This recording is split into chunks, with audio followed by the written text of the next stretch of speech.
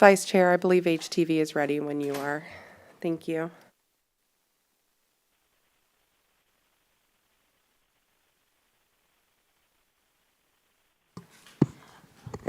We'll go ahead And if I may, I'll explain at the top of the meeting what happened. Okay. Mr. Vieira, if you could just go ahead and open the meeting, and then we can have you explain what your virtual situation is. Thank you very much. Okay, we are beginning. Chair, if this month- HTV could count you in, they would appreciate that. So we will be live. Yes. We will be live in 3, 2, 1. Thank you very much. Welcome everyone to this month's HART meeting. Unfortunately, due to my car breaking down last night and being at the shop right now, I cannot make it live to HART, so I am passing the gavel for purposes of today's chairing of the meeting to Commissioner Michael Owen. Mr. Vice Chair, if you could please chair the meeting, as it's not proper for me to do so, as I am unfortunately have to be virtual. Thank you, everybody. Yes, good morning, everybody. I am Commissioner Michael Owen. I am the Vice Chair of the HART Board of Directors. I will be chairing the meeting today, and Councilman, you're definitely in the doghouse. I knew this would happen at some time, but I didn't think it would happen so soon. But here we go. Please silence all electronic devices for the duration of the meeting. Welcome to the February 6, 2023 regular Board of Directors meeting, which is now called to order. The meeting format is a hybrid with board members physically present at the HART Administrative Office, 1201 East 7th Avenue, Florida Conference Room, and participating via communication media technology. Please look at the screens of your devices where an image of the flag is displayed and join me in the Pledge of Allegiance. Please stand. I pledge allegiance to the flag of the United States of America and to the republic for which it stands, one nation, under God, indivisible, with liberty and justice for all. Staff, will you please take a roll call? Yes, sir. Chair Vieira, Here. Vice Chair Owen, Here. Director Williams, Here. Director Castor, Here. Director Frazier, Here. Director Hudson. Here. Director Johnson indicated he would be absent. Director Kemp, Here. Director Knight, Here. Director Myers, Director Schisler, Here. Director Wolstel. Here. You do have a quorum. Great, thank you. The rules for the hybrid meeting participation are provided in the packet. We'll move along to public comment. This is for public input. The rules of the public comment participation are included in your packets. There are 3 people scheduled to speak in person. Staff, please proceed. Yes, sir. The first person who registered was Carlos Cortez.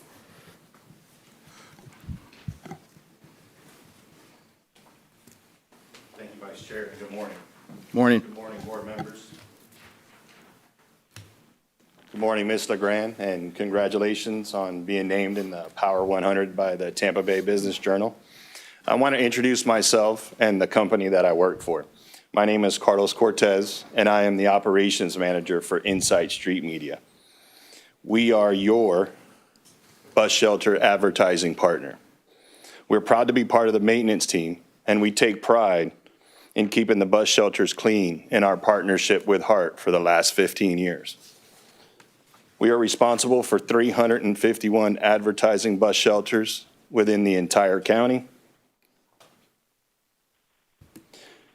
We do an average of 4,100 site visits per month, well over 49,000 site visits per year in handling the bus shelter maintenance.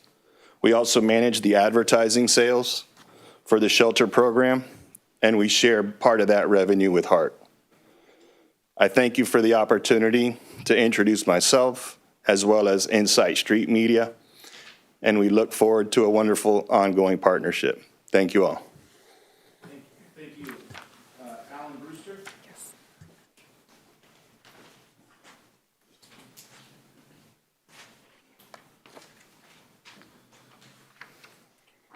Good morning, board members. Is it on? Yes. Good morning. board members. My name is Alan Brewster, and I have a few points that I want to talk about.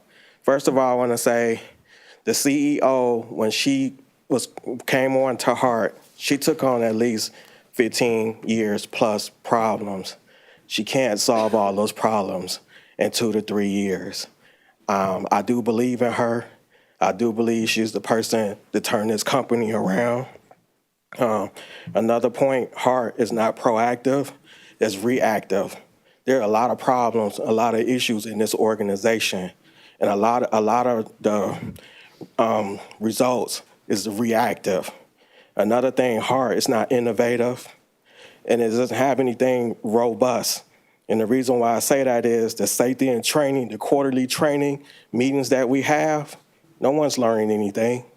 It's not educational. I'll give an example. How many bus drivers know how to properly discharge a fire extinguisher to put out a fire? Why can't HART partner with the fire department and do a live training and teaching drivers how to discharge a fire extinguisher to put out a fire? Another thing, raise the fare and collect the fare. And my last point, HART by itself needs to put a half-cent permanent tax, and then get out and educate the public, show the public where HART is and where that money is going to take HART.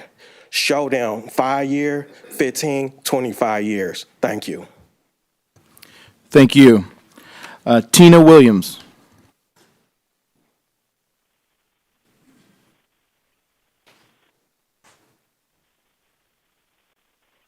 Good morning, board members, CEO, friends, and family. My name is Tina Williams Brewster, actually, but I go by Tina Williams, and I'm here to represent the autistic community. 2 of my children have autism, and while Tampa is an autism-friendly city, HART is not an autism company. And I'm here because I'd like to change that. HART used to operate a program that would teach our individuals in the community how to go about and how to go from maybe their homes to their schools and just to teach them to be in the community. What happened to that program? Why did it go? Another thing, we have a lot of individuals in our communities who have autism, but they're unidentified. I'd like to see some partnership perhaps with CARD or other entities. For example, PDQ is a great company that partners with individuals on the autism spectrum, and they help the individuals in society, and we've got to stop putting these labels on people. They can and they will accomplish things, but we've got to give them the tools. A lot of these people, they don't drive. They're not comfortable driving. It's not safe for them.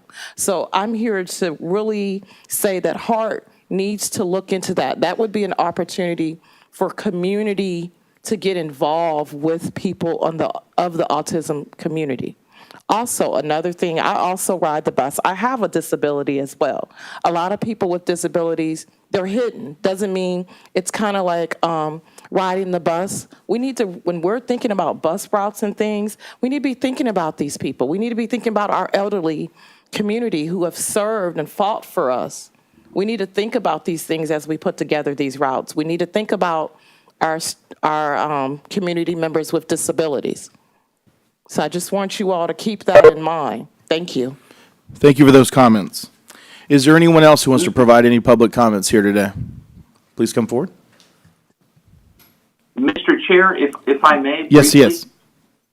I appreciate it. And I only do this because I'm not there. If someone could get that nice woman's information and send it to me, please. I was actually supposed to meet with 2 moms of some young men with Down syndrome on this issue today, and I had to cancel on them. So if somebody could get her information and send it to me. Thank you, Mr. Chair. Great. Ma'am, did you hear that? If we could get your information before you leave? Yep.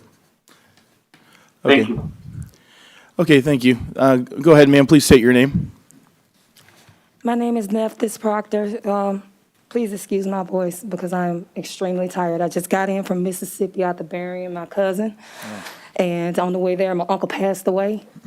And I shouldn't be up here right now. I'm tired of coming up here. I know y'all tired of seeing my face, but this is the only way I can communicate with somebody. I'm tired of feeling like I'm not human and being looked down upon with this organization. When I'm being told things and I'm waiting, and it's time sensitive, especially with the severance. I was told by Ms. Julia that I was going to be contacted. Nobody contacted me. I waited the whole 21 days for somebody to contact me. I contacted them, and the severance was off the table. I don't like these type of games. I just want to be done. Like, I didn't do anything wrong. I don't understand why my family and myself have to keep going through this. I should not have to keep coming up here. You know, I've seen you all faces more than I've seen it when I was working for you all. You know, and it's tiring. It's affecting my family, it's affecting my kids, and the only reason I haven't taken this to litigation is because I still want to work with the children in the county. If I sue the county, that's it. So I'm being put in the predicament right now.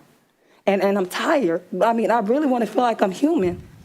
And when I feel like this, you know, it's people like me who get to the point to where it's too much. You see, I just told you all everything I just went through. On top of me being hit by an SUV, hit and run. And I was a pedestrian. It's a lot going on. And I just want to be looked at as a human and at least being taken seriously, because I keep getting tossed to the side and I shouldn't have to keep coming up here. Like, I am a very reasonable person. But just because of what I chose to do in life doesn't mean I should be looked down on. I have no animosity against HART, no nothing. I've actually had people get hired here. Even while I'm going through this with you all, I still refer people here. But I don't deserve this. I really don't. And I shouldn't be up here right now. I just got in at 2:30, but this is important to me. And if I only had 2 hours of sleep, I'm coming. Because like I said, this is affecting not only me, it's affecting my children, my family, it's affecting everybody around me. And I just want to be seen and heard. I don't want to have to come up here anymore. I mean, I like seeing y'all beautiful faces. Thank you for allowing me to talk. But, you know, I don't like feeling like this. You know, I don't. And I appreciate you all taking the time to listen to me. And I thank you, you know, but I'm going to keep at it. I'm sorry. I'm going to keep at it. I'm doing this for my kids. Thank you. Thank you, and we're sorry for your loss as well. Mr. Vice Chair. Yes. I actually, I've already, this speaker has reached out to my office, and I've already spoke to Mr. Mandel and Mrs. Mandel, and she will be speaking to her directly, At the end of the meeting. especially because it's a legal issue. I'm just, Great. Thank you for that. Wonderful. Are there any other public comments? Anybody else? Okay, seeing no further comments, we'll move on. Board appointments, and I know Ms. Mandel, you'll be taking over from here on this. Go ahead. That is correct. You should have in your packet the committees that are chosen by the board. The internal committees are chosen by the chair, and those are in there, but he will need to conclude that process. But we have 6 committees that we need to take action on today. We have not received the preference as of today for Commissioner Owen, Commissioner Wastel, and Mayor Castor, so we can have that as part of this conversation today. What we typically do is go through each one. We have the preference if there's anybody who wants to either put their name in or wants to change who's on there, we can do it at that time, and then we'll take an action to appoint for each one of these boards. So I'm going to start with the Litigation and Claims Committee. The current member is Raina Frazier. Council member Gil Schisler has expressed interest. I don't know if there's any other member who has expressed interest as well. If there's any other member that does have an interest, or you would like to nominate another member to chair that committee, we can do that at this time. And if there is no other person, then we could go ahead and just take action per what is in the preference. So, Ms. Upshaw Fraser, you're coming off it, correct? Okay. Correct. Okay. So is there anybody else who would like to nominate another member or put themselves up for sitting in the capacity on the Litigation and Claims Committee at this time? Seeing none, I'll just ask for a motion to. There. Thank you. So that is Councilmember Gil Schisler will be the board member for the Litigation and Claims Committee. All right, to the. Point of order, can I just make, because we've said this before, and it may not make any difference in these today, or these committees today, but it would be helpful but just for the record, maybe next year, that we get when the meetings are, how often, and what days and times that they meet for the future, because I remember one year just going through and looking them all up and finding out conflicts and things. So I just want to put that in our minds for next Yeah, I think that's a great comment. year. Well, it's my understanding those were sent out as part of the preference survey. They're not Oh, on this okay. document, but they're as part of, when the preference survey is sent out, it also includes that information. Okay, sorry. So that way, everybody is able to see it, because I know that that had been an issue in the past. So that was part of the, excuse me, part of the survey when it was sent. So, but I do appreciate that comment. We'll just move on to the next, which is the HART ADA Accessibility Committee. What? On the litigation and claims? We did take a vote. Yeah, we did. Well, we had a first and I don't think we did. We did a first Oh, and a you didn't second. take the, okay, Yeah, I yes. apologize, you didn't take the vote. I thought you had. Yes. I apologize. Can we take that vote then? Yes. Chair Viera, Yes. I had a question. Was there, oh, I'm sorry. Could you hold on one second? Yeah. Yes. Director Yes, Knight? on that one, we normally have an alternate, and Director Gales is on all three.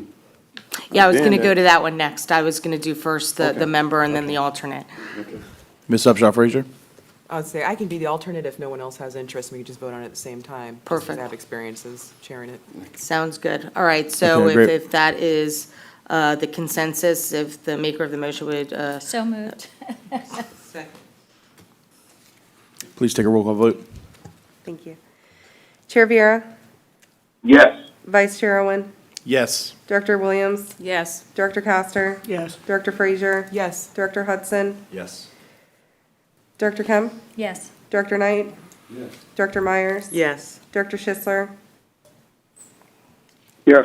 Director Rolstel. Yes. The motion passed unanimously. Thank you. and maybe to move this along, we'll take the member and the alternate at the same time. ADA Accessibility Committee, the current member is Melanie Williams. Expressed interest is Melanie Williams. The current alternate is vacant. Expressed interest is Melanie Williams. Is there anybody who would like to either express interest or motion for nominate another member to serve in either the capacity of the member or the alternate?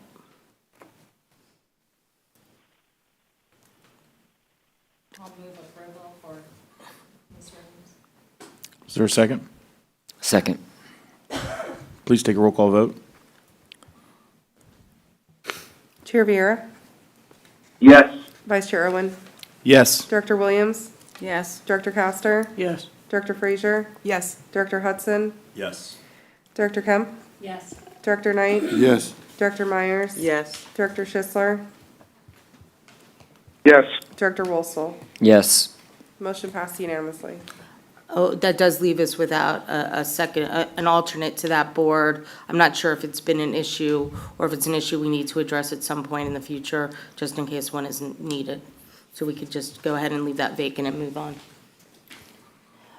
The external board appointments, the current member, the Tampa Historic Streetcar Board, the current members are Eric Johnson, Mr. Schisler, Melanie Williams. Expressed interest are Eric Johnson, Councilmember Gil Schisler, and Melanie Williams.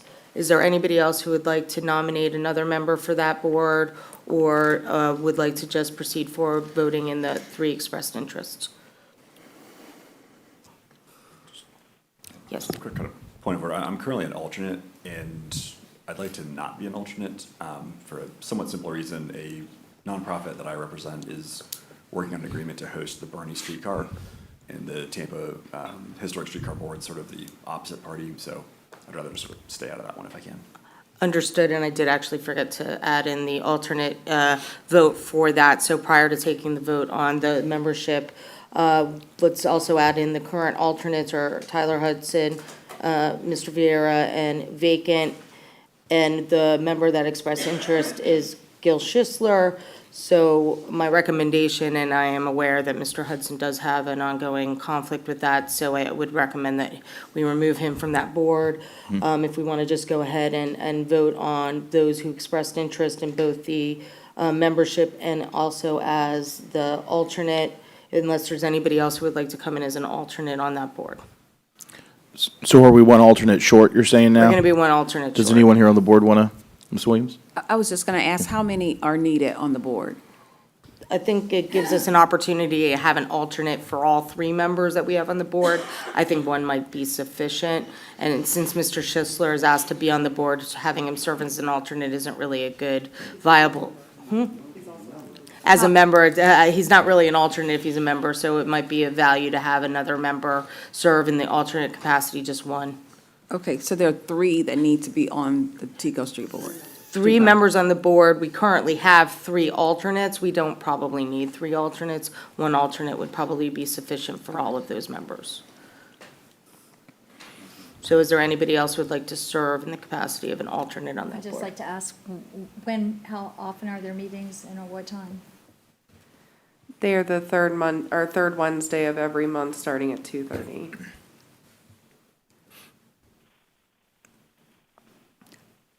I'll volunteer to be an alternate because I could likely make that.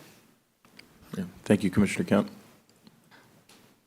Unless there's anybody else, why don't we take? Can we get a motion in a second, please? So moved. Second. Please Can I do. Oh, Mayor? ask a question? Yes, ma'am. Is there any way that we can do an all-call vote, since all of these have been unanimous, instead of taking Yeah, the can we time do to an all-call individual? vote? Mm-hmm. Let's, Yes, we can go ahead and do an all-call. let's do that. Good idea, Mayor, thank you. It's a consensus vote, so you can just take the consensus. Unless anybody has any opposition, we take that as a consensus. Move for, vote. move for unanimous That's- consent. Thank you. So all in favor, say aye. Is that? Aye. Say aye. Any opposed? Aye. Motion carries.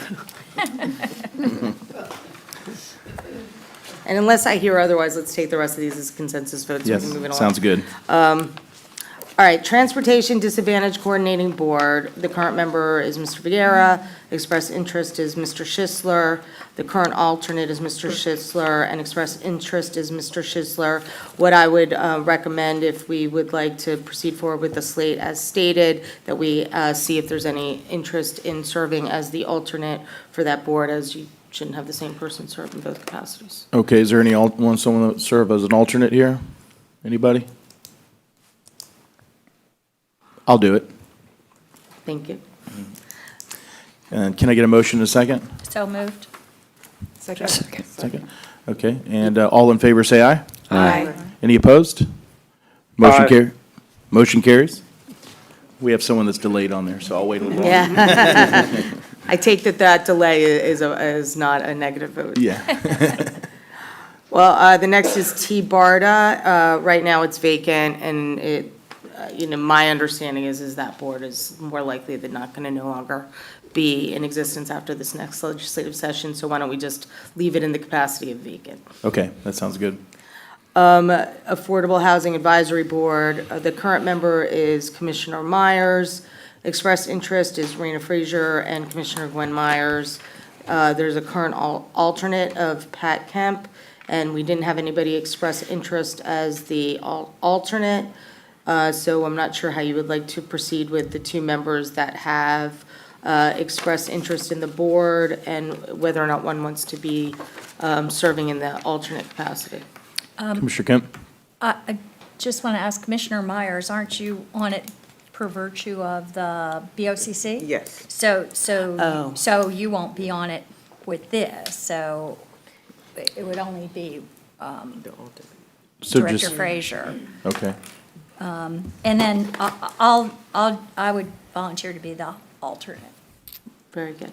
Okay. So that would, Well, are we one short now? Are we? no, I No, think we're that not. would be sufficient. I think because Okay. Commissioner Myers is sitting in another capacity, she can't sit in our capacity. Very good. So your slate really does end up with Rena Frazier and Commissioner Kemp. So Okay. if you want to just vote that in by unanimous. Okay, so can I get a second? Second. Okay, all in favor, please say aye. Aye. Any opposed? Aye. All right, motion carries. The other HART board committees, the internal committees are chosen by the chair, as I said previously, so. If there's any other expression of interest, 3 of them are showing 1 vacant spot, so I would suggest you put that information in and let the chair make that decision. Okay, Thank you. so are we, We We're are done? concluded. with- Okay, great. with that. Thank you. Congratulations to all of Yes. y'all for your board appointments. Thank you. congratulations to the appointees of the various boards, as well as the ADA, Accessibility and Litigation and Claims Committee. So I take it this next section was for Councilman Vieira to state his appointments. So I don't know if you want me just to move past that, but I guess, okay. Unless Mr. Vieira has had time to make those decisions, we'll go ahead and move past that.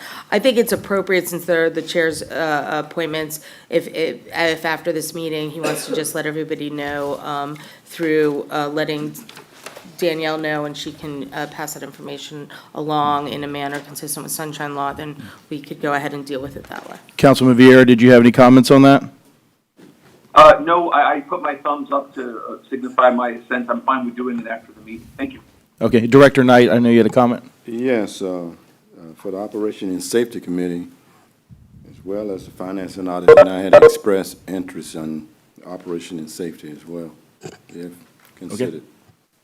Ms. Mandel, do you have? If we could just make sure that Danielle has that on her list, and then she can work with the chair to get those finalized.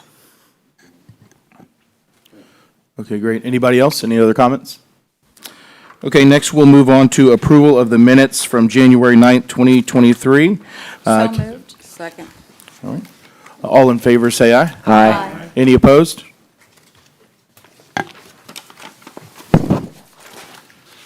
All right, next we're going to move to the consent agenda. I know we had an item pulled, correct? Ms. Mandel? I don't believe it was pulled. I know that there was an interest in pulling agenda item 5F, and I believe it was amended not to reflect HART's role as it relates to that item. But I would say that if there is a motion to remove that item from the consent agenda, that would be the appropriate process. Okay, and do we do that first right now? I would do that right now before you get to your consent agenda. Okay. Yeah, I'm going to move item 5F off the consent. Excuse, say again? Item 5F, 5F. and I'll move approval for the remainder, though. Okay, great. All right, do we have to do a roll call vote for this? Or can we just, all in favor, aye? I think you can do a consensus vote Okay, for the for consent- all of that, but then you still need to take up 5F separately. Great, okay.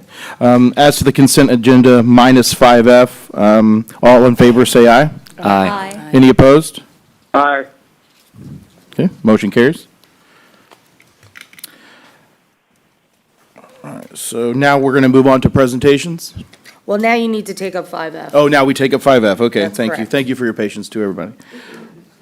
All right, so 5F is Resolution R 2023-0206 to authorize staff to proceed with solicitation for a new or refurbished ferry in a not to exceed the amount of $6,084,100. And does anyone want to be recognized for any comments, or Yeah, I've got my hand Commissioner up. Wostel? All right, thank you, Mr. Vice Chair. I will point out first, just as a point of policies in this board, that it's a huge problem for, that consent agenda is used for a larger board that has a ton of items that are non-controversial as defined by our governing policies.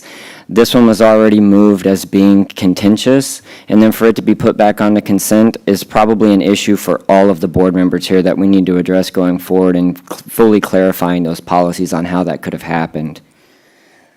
This item, I've never in my life seen an organization try to fund something with the quote intent to find the remainder of the funds, particularly in this organization where we're about today be presented on page 75 of today's agenda, that this organization is projecting about $1.8 billion deficit, reaching a fiscal cliff in 2024 after the one-time federal dollars have went away.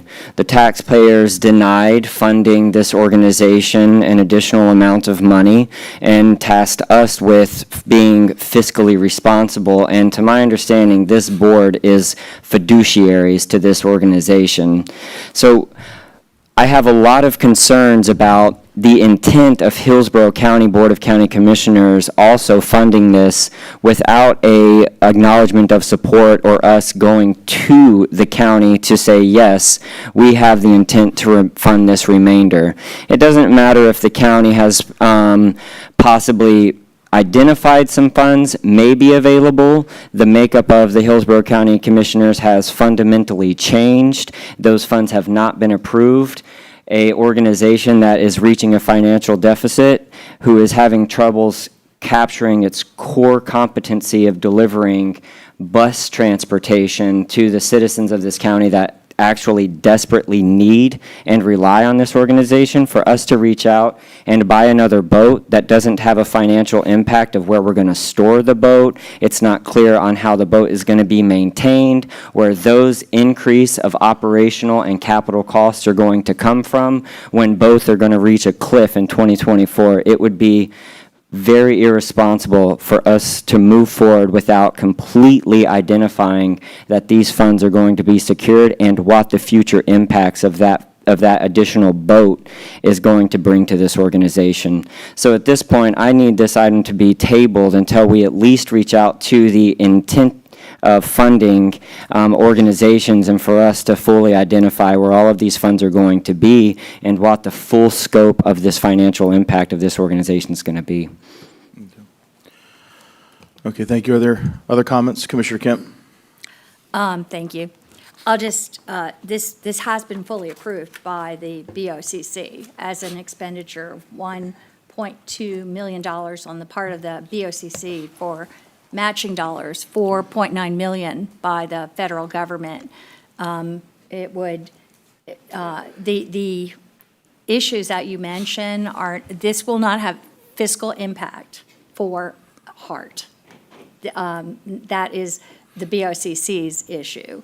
But I think before the RFP is out, or once the RFP is out and we come up with a vessel and we know what we need, that is the time for us on this board, if it has any fiscal impact and if that isn't fully clear, that's the time for us to make that decision, not right now. We need to move ahead with this because this will take very many months to do, and we need to move this part forward. The other issues you have are really with the BOCC, and that is something that you can raise at the BOCC. So I would just urge support for this. Okay, thank you, Commissioner Kemp. Was someone online requesting to speak? Yeah, Mr. Chair, Gil Schussler. Oh, yes. Director Schussler?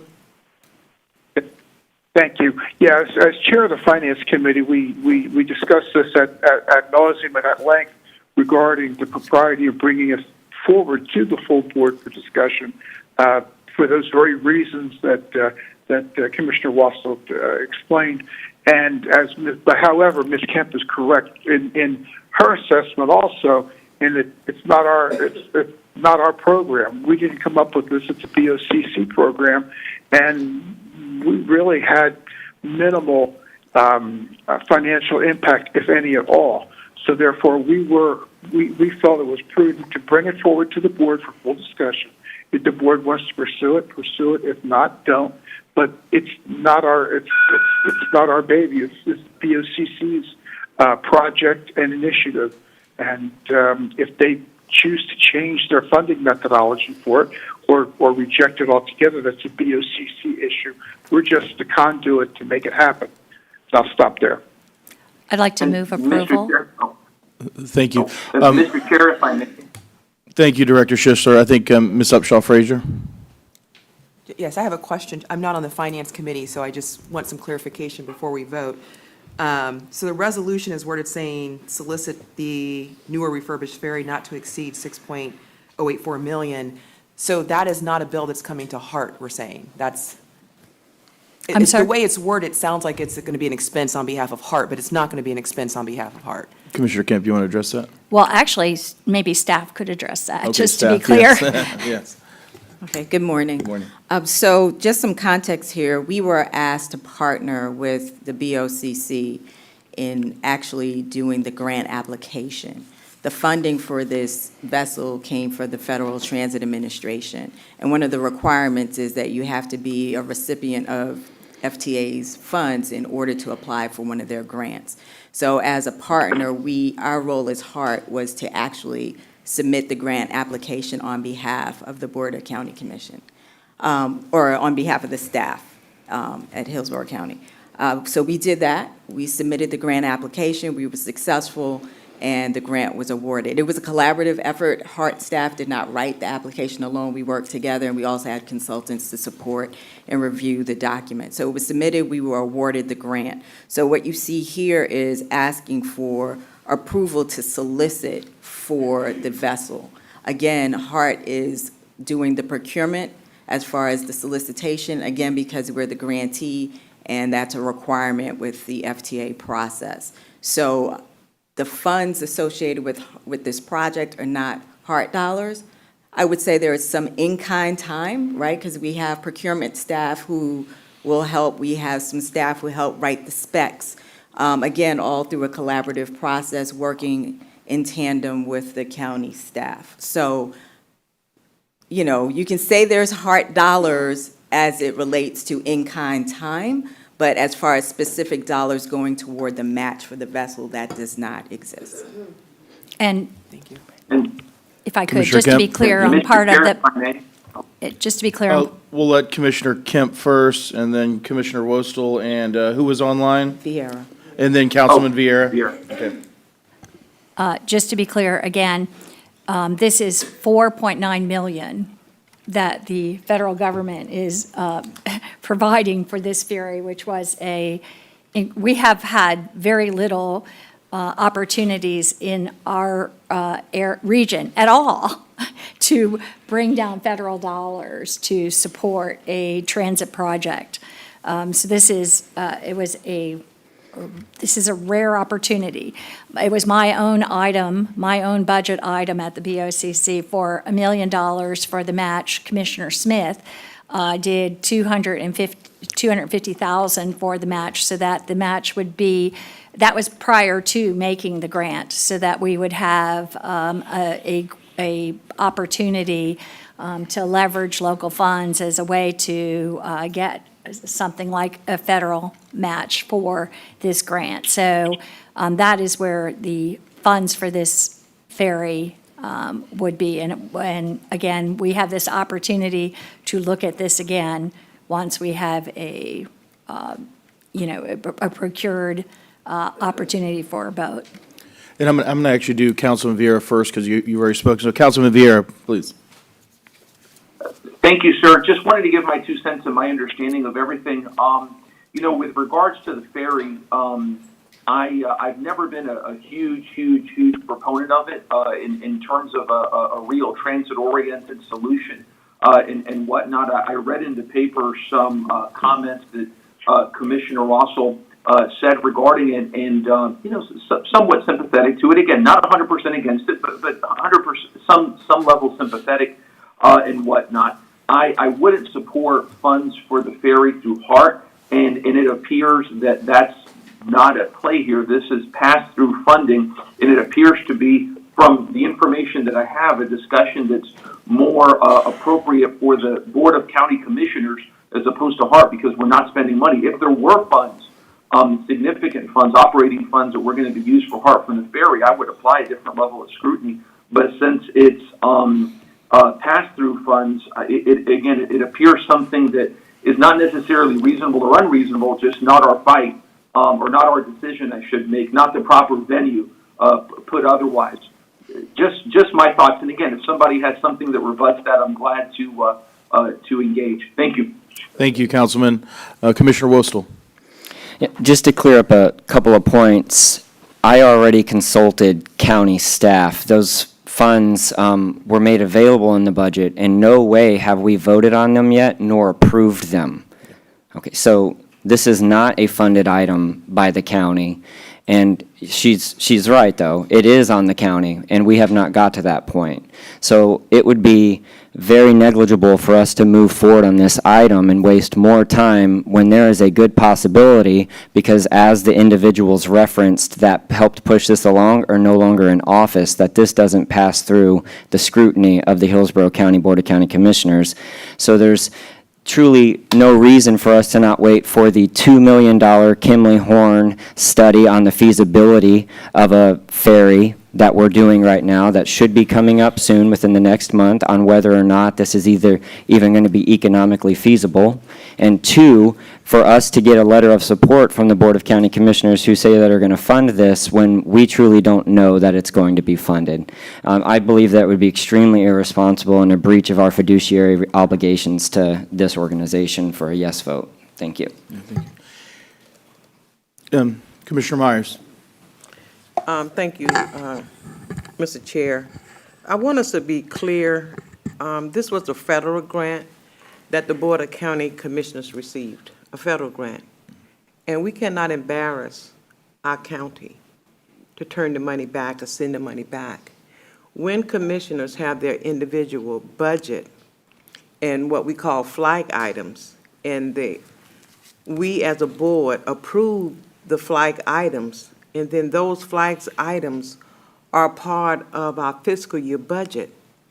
And with Commissioner Smith and Commissioner Kemp, those items was approved for our fiscal year budget, which was September.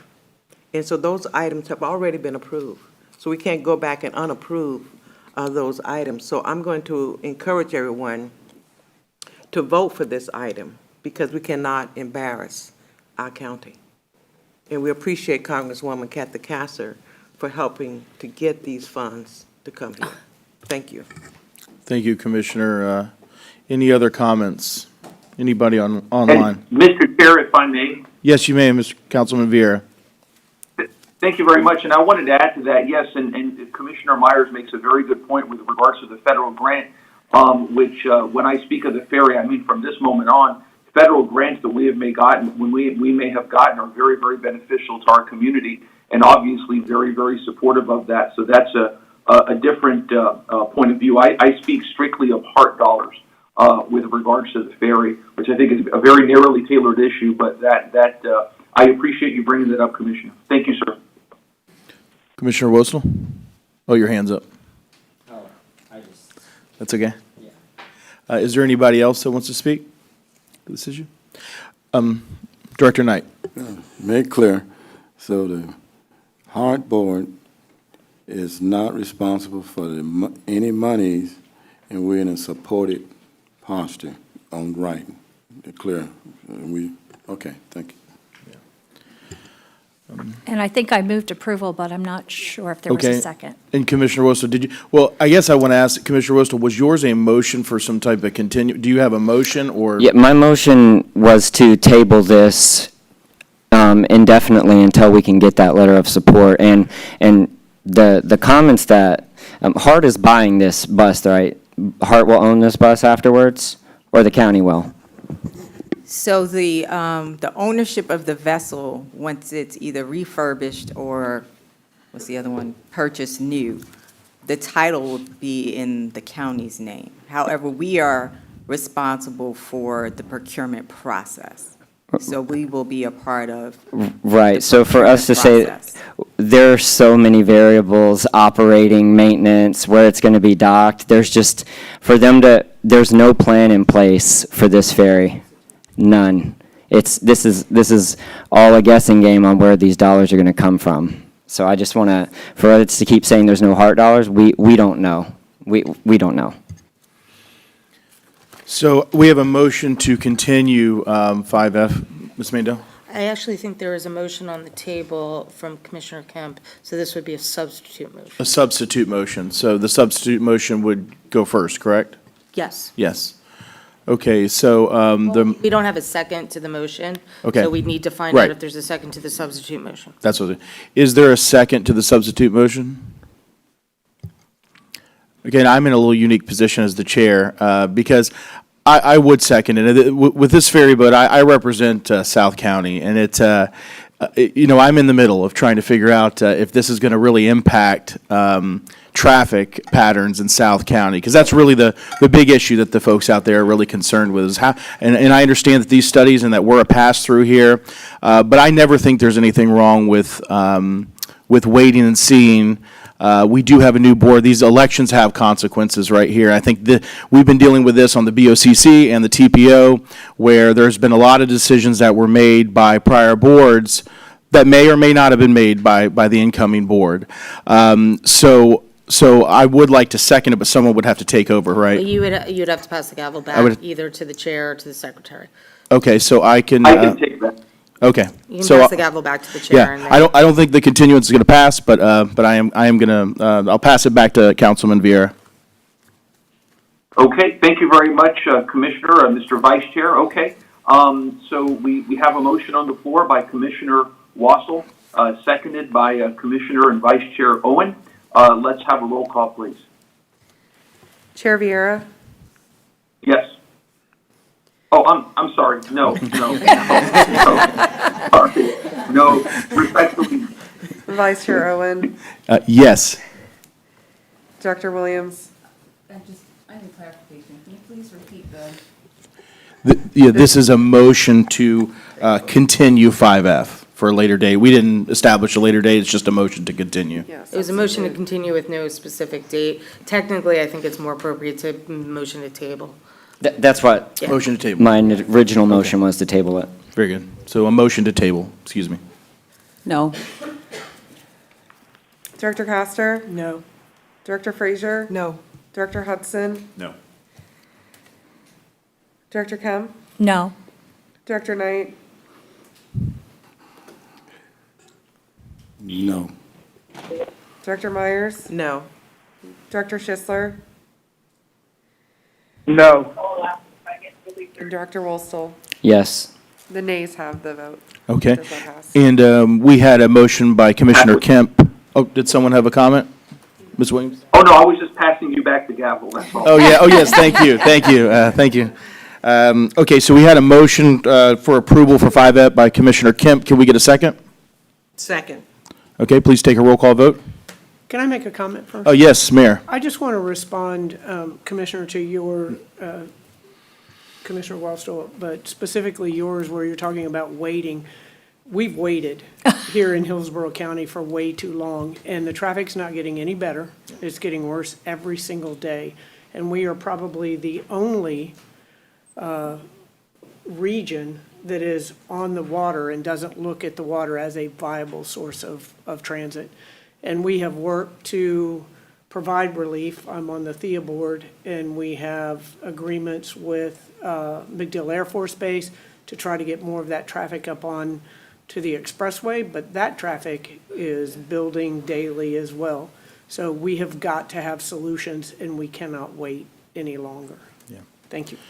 Yeah, and I'll just say thank you, Mayor, for those comments. I'm really boots on the ground in South County. I am infused in the community. I really go to events, and I really ask for input from the electorate and the folks down there in South County. And there is a mixed bag. A lot of the folks from that are going to MacDill, they have issues with when they get there, having transportation to where they need to go.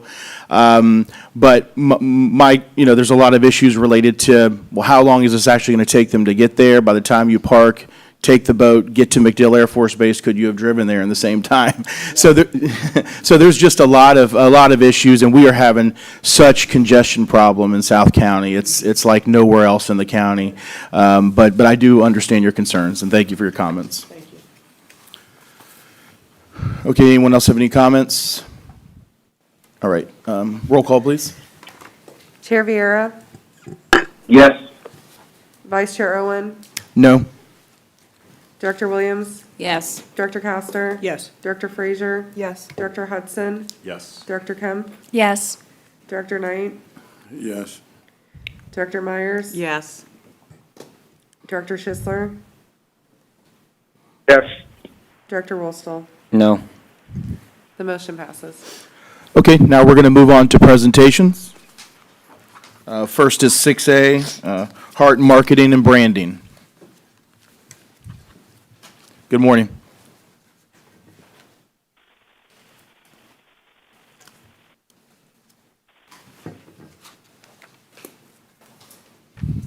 Thank you. Good morning. Morning. Good morning, Chair, board members, and Ms. LeGrand. This is a presentation on the HART rebranding update, specifically the, specifically the survey we did with our employees a little while back. So in January, there was a request for us to survey our staff. As we got out, we did some public engagement with the community at large. The board wanted to see us do that same kind of process with our employees. So this is the survey that the employees received. We had a total of 260 respondents that started their survey, but only 6 that actually submitted a final recommendation. So the first question was related to the concept that best represents HART, so which logo they liked the best. Logo 2 took 63% of the votes here. So the second logo you see there at the bottom with the kind of representative of a HART essentially is what the employees preferred. There was also a request to ask our employees about other color schemes and what they would prefer. 80% of our employees were happy with the color scheme that we chose. We had 25 employees respond that they wanted to see a different color, but half of those were gold and yellow, which is the opposite of yellow and gold, essentially a color we pretty much already have up there. And that is it. That is the update on our employees. Any questions? Any comments or questions? Mr. Chair, may I be recognized? So what we would like, if possible, during this discussion phase is to get a preference from the board. Hopefully, we could land on a logo, and then we'll be able to move forward. If you recall, maybe in January, we shared with you the timeline of going from where we are today to implementing this new brand and logo. So if it pleases the board. I guess if we could just briefly show the 3 logos so that the board here can, someone could make a motion regarding one of the 3 logos possibly? Yeah. I think last time we landed on narrowing down to these 2 logos that are hopefully up on your screens. They're a little small here, but it's kind of what we've dubbed like the H, and then the one at the bottom, that's the, like I said, abstract heart. Okay, I'm not seeing the logo on my screen. Are you seeing it? It's really tiny. It is, so the. Oh, middle of the okay, screen I there. see it now. I'm All sorry right, about all that. right. Yeah. I see it now, these 2 right here. Okay, so I guess what we'll do is we'll call the square heart one, option 1, and then option 2 would be the one that's more shaped as a heart. If there's any board comments first, or if anyone would like to move for approval for any of them.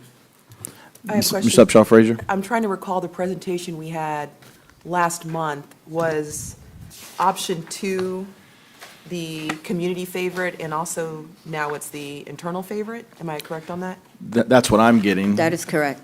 Then I would move that we go with option 2. Okay, is there a second? Second. Second, okay, second by Ms. Williams. You want to take a roll call vote on this one? Chair Vieira, Yes, thank you. Vice Chair Owen, Yes. Director Williams, Yes. Director Coster. Yes. Director Frazier. Yes. Director Hudson, Yes. Director Kemp, Yes. Director Knight, Yes. Director Myers. Yes. Director Schisler, Yes. and Director Rolstel. Yes. The motion passed unanimously. Thank you, Chair. Great, great. Thank you for all your work on this. I think that was beneficial too, so thank you. Great. We'll get bigger pictures next time on those logos. Wonderful, yeah, Thank you thank you. Next presentation is the Strategic Financial Advisory Services. Staff is recognized. Bless you.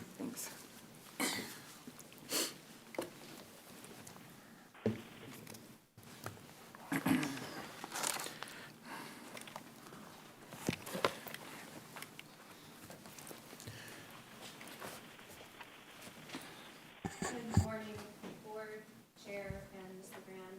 And for the record, that is a great looking logo.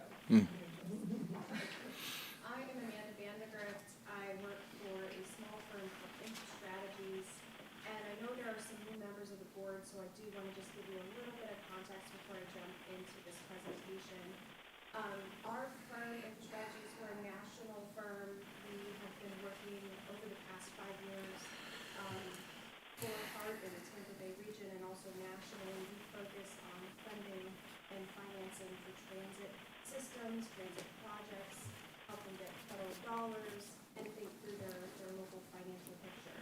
So very similar to what I'll present to you in a moment.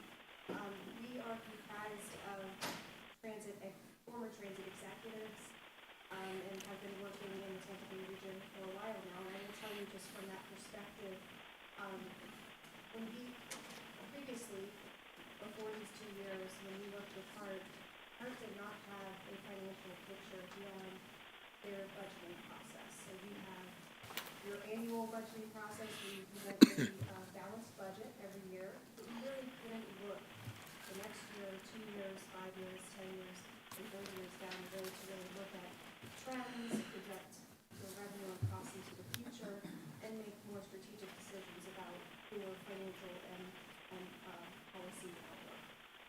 But today, because of the work we've been doing over the past 2 years, we now are in a better position to at least have an understanding of where you are today and where you want to go next year, 10 years, 30 years into the future. So that really is, from our perspective,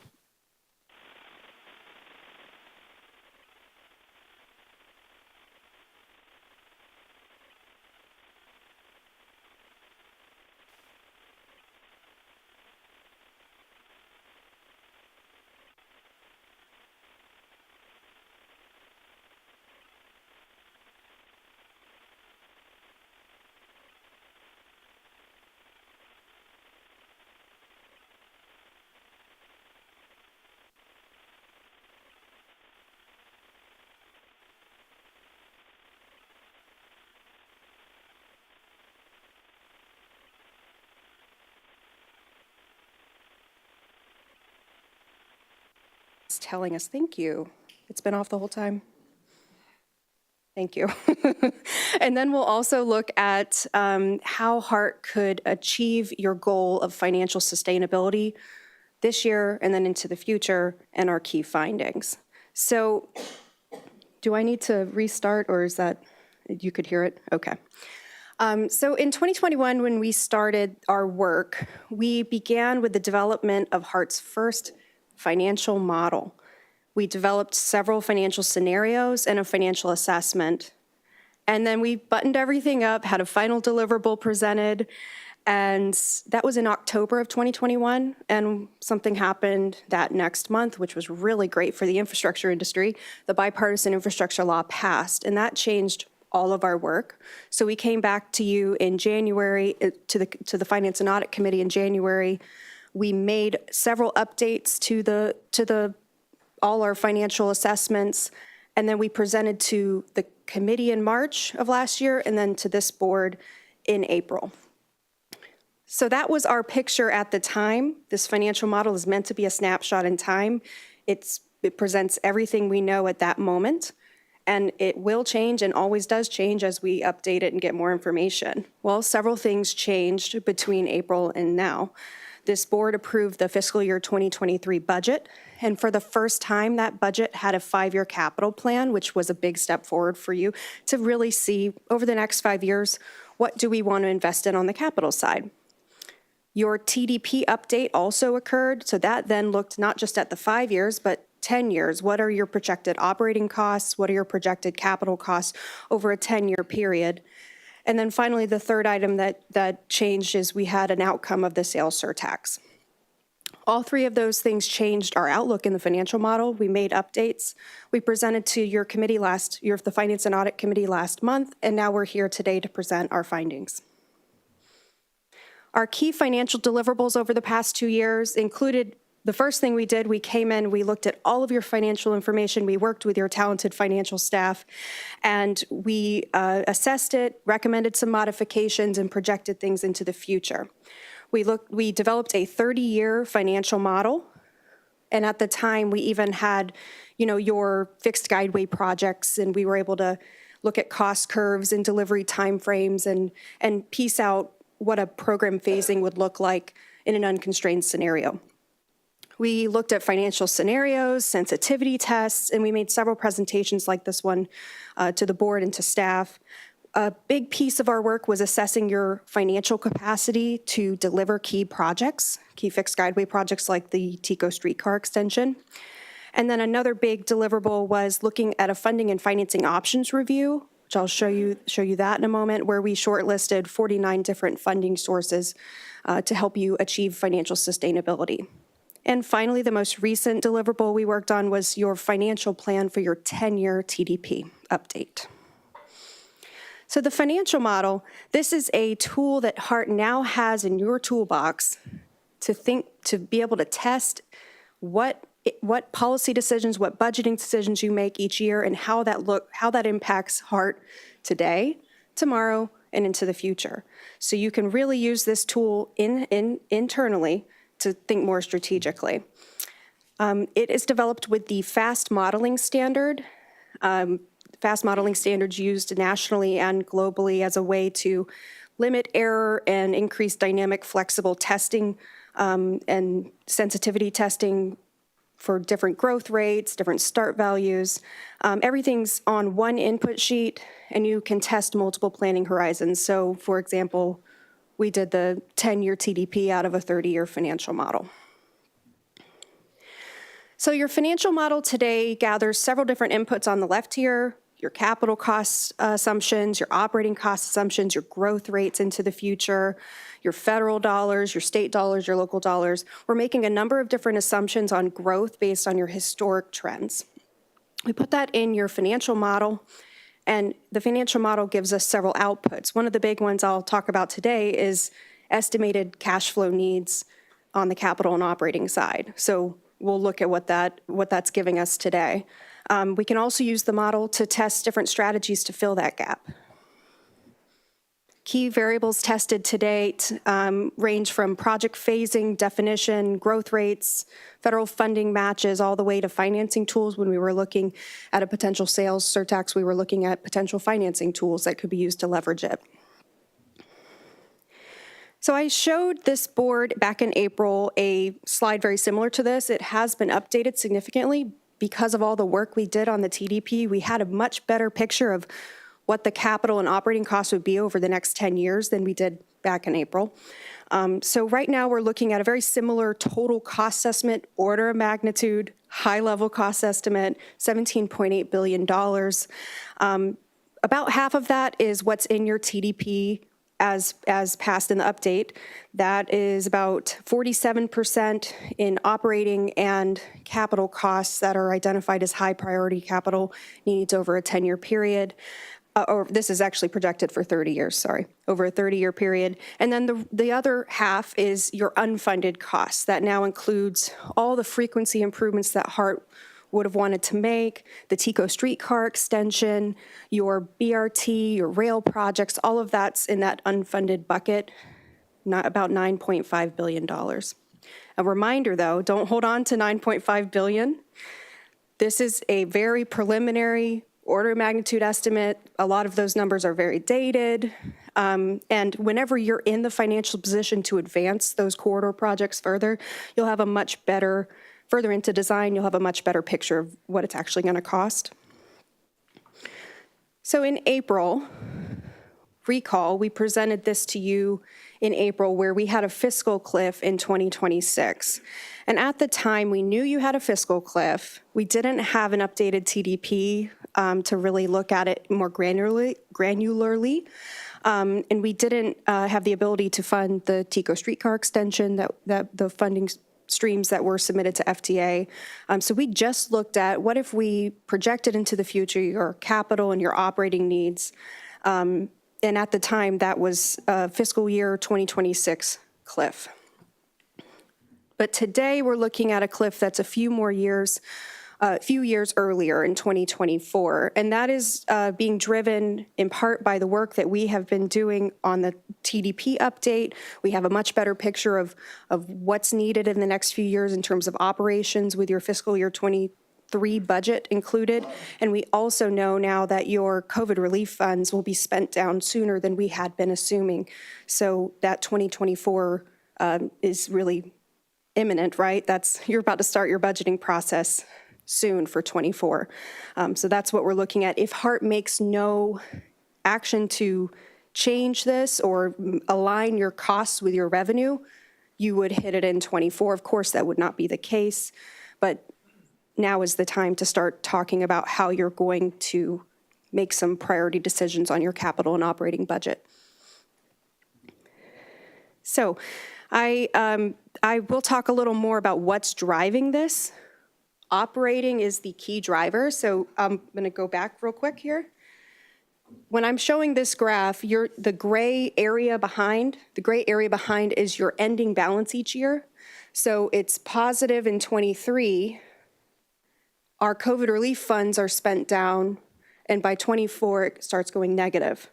It goes negative primarily because of operating. So yellow's operating, and blue is capital. So it's primarily being driven by the operating side. So let's dig deeper into why this is happening. Your costs have been growing since 2017 to 2023 on an average rate of 8%.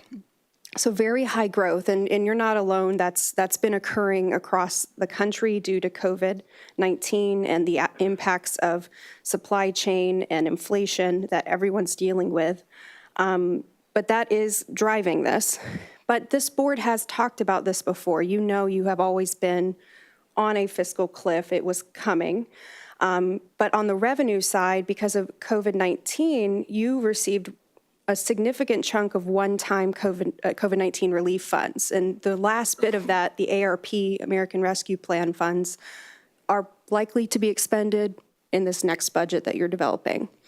So that has been helping you stave off this cliff for a while. And now we're going to spend it very soon. Your federal formula funds on the positive side have gone up because of the bipartisan infrastructure law, so that's great. But your passenger fare revenue, like the rest of the country, it did dip because of COVID-19, and it's slowly trending up. So that's all impacting this. Your costs are higher, your operating costs are higher than your operating revenue. That's one piece. And then the second piece is your operating cost is growing faster than your operating revenue. So primarily an operating cliff, you can see up at the top, the yellow is operating. It's being driven by that operating budget. On the capital side, we're really matching with available funds based on your TDP capital costs.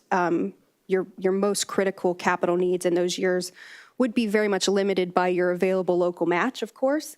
But it's not really being driven by the capital side. You're going to match that with the funds you have available. Your operating side is what's driving this. So zooming in the TDP on the 10-year picture, you can see it much clearer that gray year-end balance is your reserves in 2023 are about a little over 30 million. Once your COVID relief funds go, we're quickly in the negative.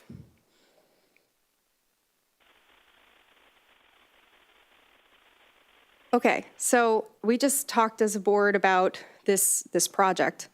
And it's a great example of how you can leverage federal dollars today from the bipartisan infrastructure law, which will end very soon, 2026.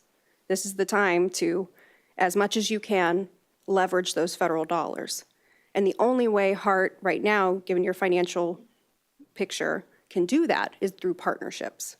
You don't want to be creating any kind of fiscal impact to HART today. So this is a great example of HART partnering with others to improve mobility in the Tampa Bay region. So that ferry purchase is just a piece of the full project. So when you're looking at this includes more than just the vessel cost. But that's about 10% of the total cost estimate. And then 90% would be funded by other sources, Hillsborough County, and potentially other federal grants. On the operating side, there's no impact to HART as well. We're assuming this would all be funded by another source, HMS. But this is a great example of a project that would improve mobility in the Tampa Bay region while not having a financial impact to HART.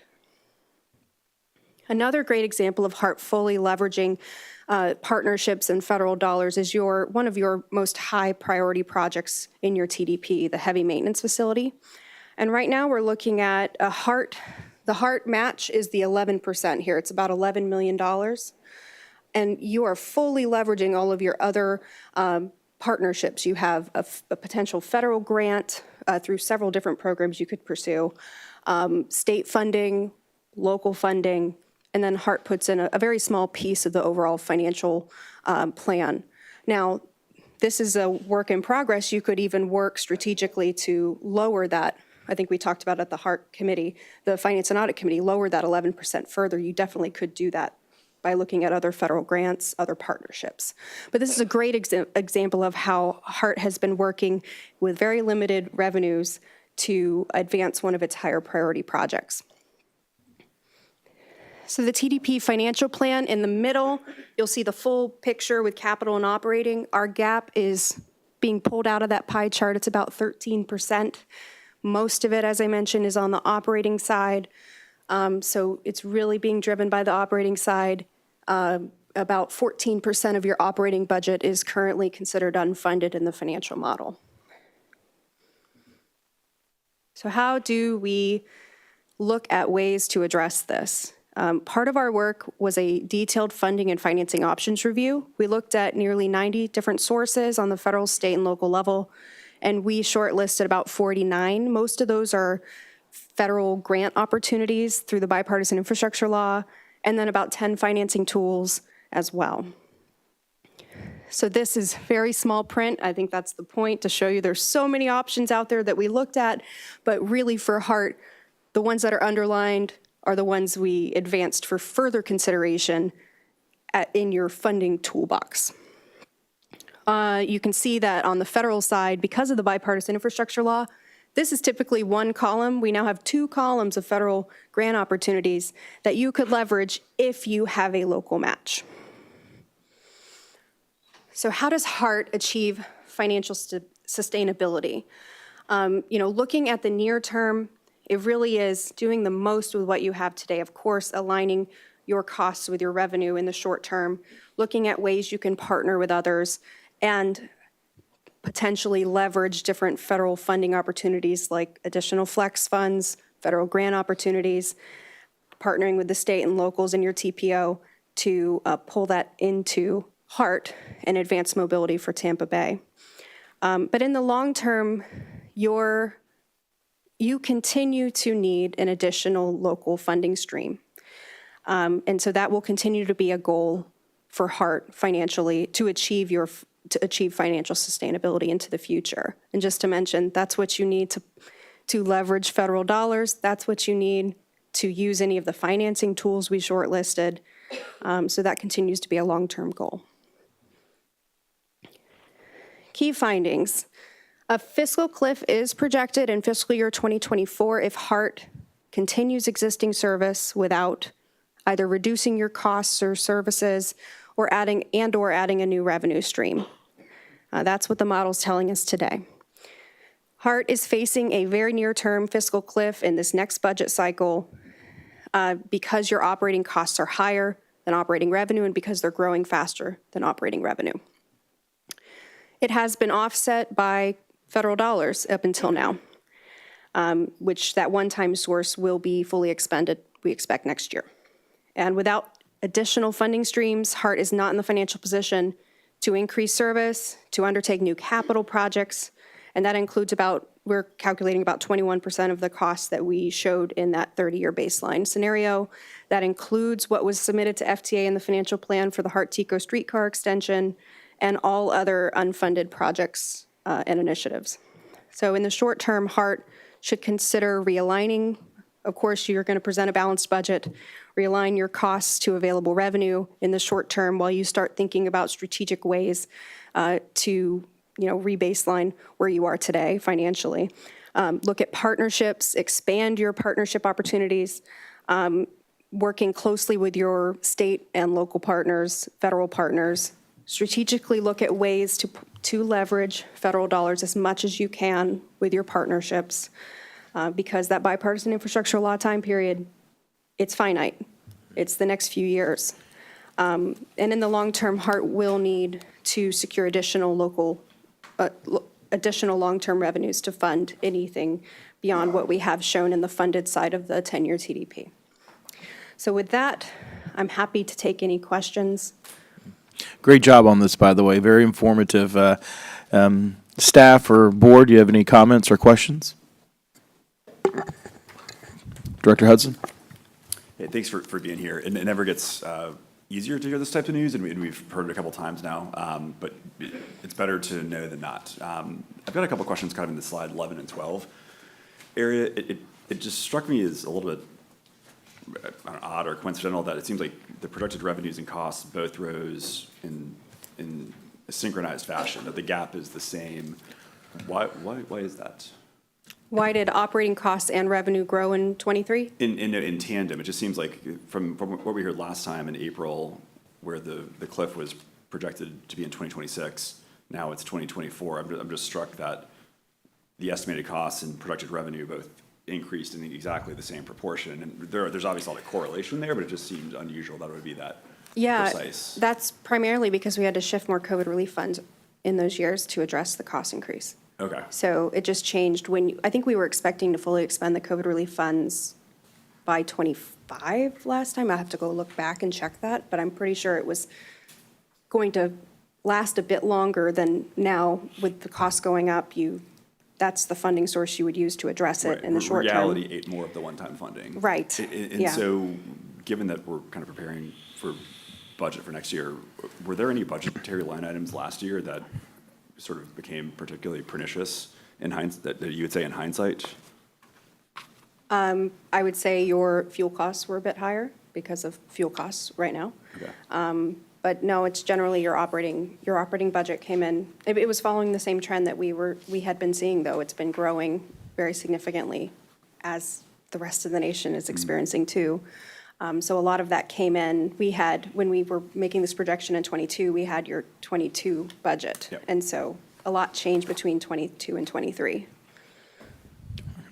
Director Williams? Thank you. I'm sorry. Director Williams, then we'll go to you. Or do you want to comment on that as staff? Okay. If I may, Yeah. just quickly, Go ahead, Ms. Director LeGrand. Wright. I just also wanted to share, Director Hudson, that when we did the presentation the last time, it was before we ratified the union contract. So our rates for labor were lower than the rates are in this model for our current labor. So I just wanted to bring that to your attention as well. Good. Director Williams?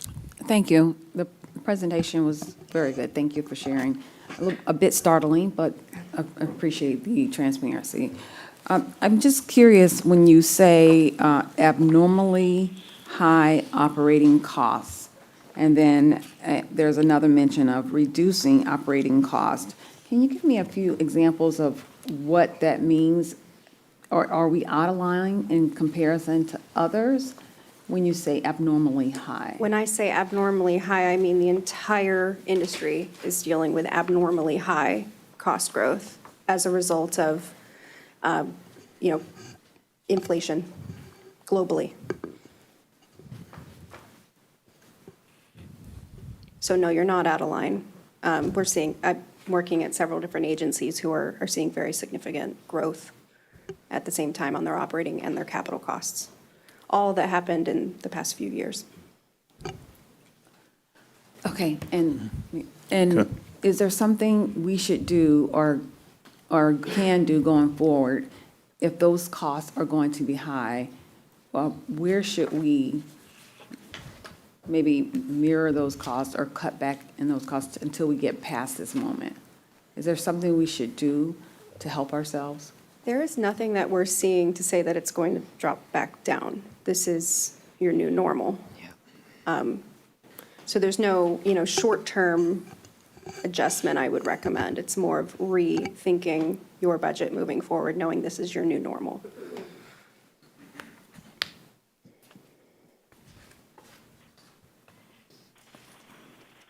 Okay, thank you.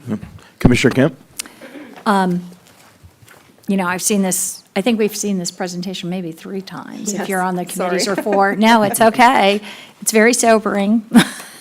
And not surprising to me, because I feel as though this is the same kind of reality that I saw since 2017, but it's, I very much appreciate, I know, Ms. LeGrand, that you brought this long-term kind of look at our operations and this long-term look at our budget, so that we could really be aware of this. And I think for the first several years, as I've stated before, I saw us, we were very close to a fiscal cliff with about $2 million totally in what they were calling reserves, but actually was operating, because there wasn't any reserves set aside. So this is a reality, I think, that really we've been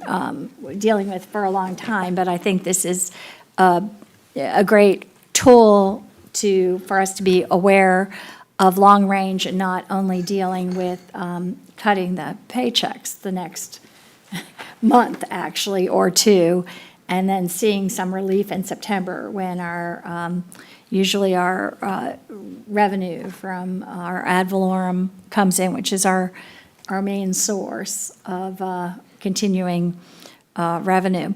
I'll just, again, say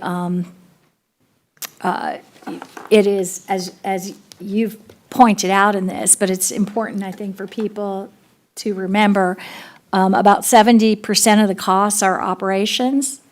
That's not abnormal, that is normal, as you've stated before, but as I've seen all over in operations are, difficult to do very much about it unless you cut service.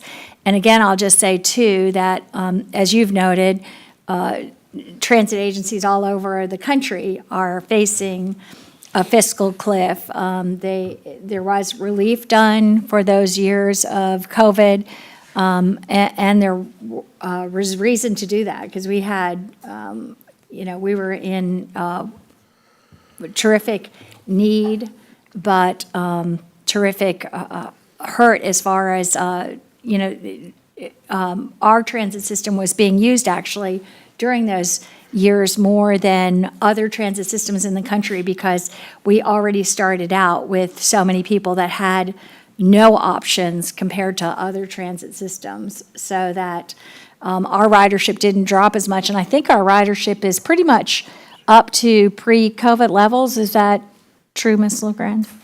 Well, we're at 87% of our pre-COVID numbers, and we're the highest recovered transit agency in the state of Florida as it relates to our ridership increase since COVID. And that doesn't surprise me either, because our service has always been, because we're so underfunded, that it really serves a need of so many, a greater percentage that have no other options, and that's where we stand. So while everyone is facing a fiscal cliff, or most people, most transit agencies are, we've started out from a very low place, and our fiscal cliff comes much sooner with less resources. So it's a depressing reality, and I'll just be committed, as I have been actually as an activist before I was a commissioner, before I was a HART board member, to doing anything and everything to try to educate the public and people in Hillsborough County of this desperate need that we're desperately short of. And I'll say, again, will say that I very much appreciate in 2018 that 57% of people in this county voted and saw that that was a need. We don't have that money, but 57% of people saw that.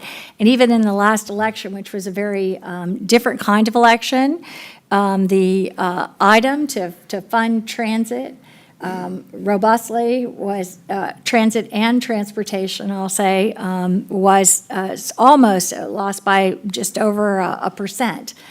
So I feel like we have incredible public support and understanding of this, but I think it's incumbent, it will be incumbent upon me and many of us, because we understand this better than most, to just keep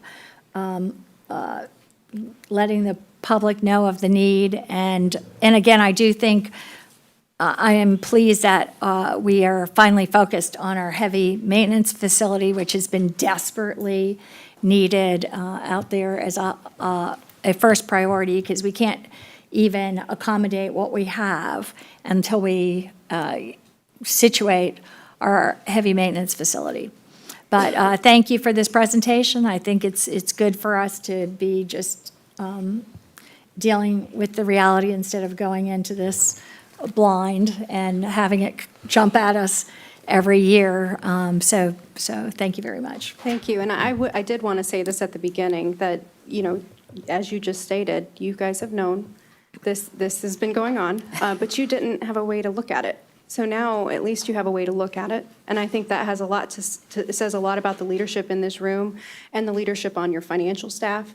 They're very talented. They're dealing with a lot, and it's been a lot of work to get us to where we are now. But I'm hopeful that this will help you get into the right position when the region's ready to make that case again. And you'll have this tool to think through it a little. Mm-hmm. Commissioner Wostel?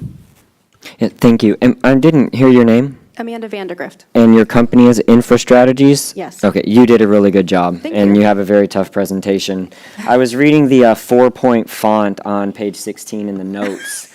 And so these ferry projections are from 2019. So it's reasonable to say at this point, right now, it would take subsidized money of then it was going to take subsidized money of about $75 million to get the ship literally up and running, but now that's probably much closer to $100 million of subsidized money, assuming all other increases historically over the past 4 years stay the same from when this was in 2019. Well, this took 2019 numbers, and we escalated it to assume that it opens in 2029. So this bakes in your most recent national growth. It takes into account the increased operating costs? Yes. Okay. But it's using a base number that is dated, so. Sure. Okay, so yeah, that was my point. We're trying to account for it as much as we can without a new estimate. So the $74 million of subsidization, which I liked your point earlier, is that this is the new norm, right? Because, this one organization is kind of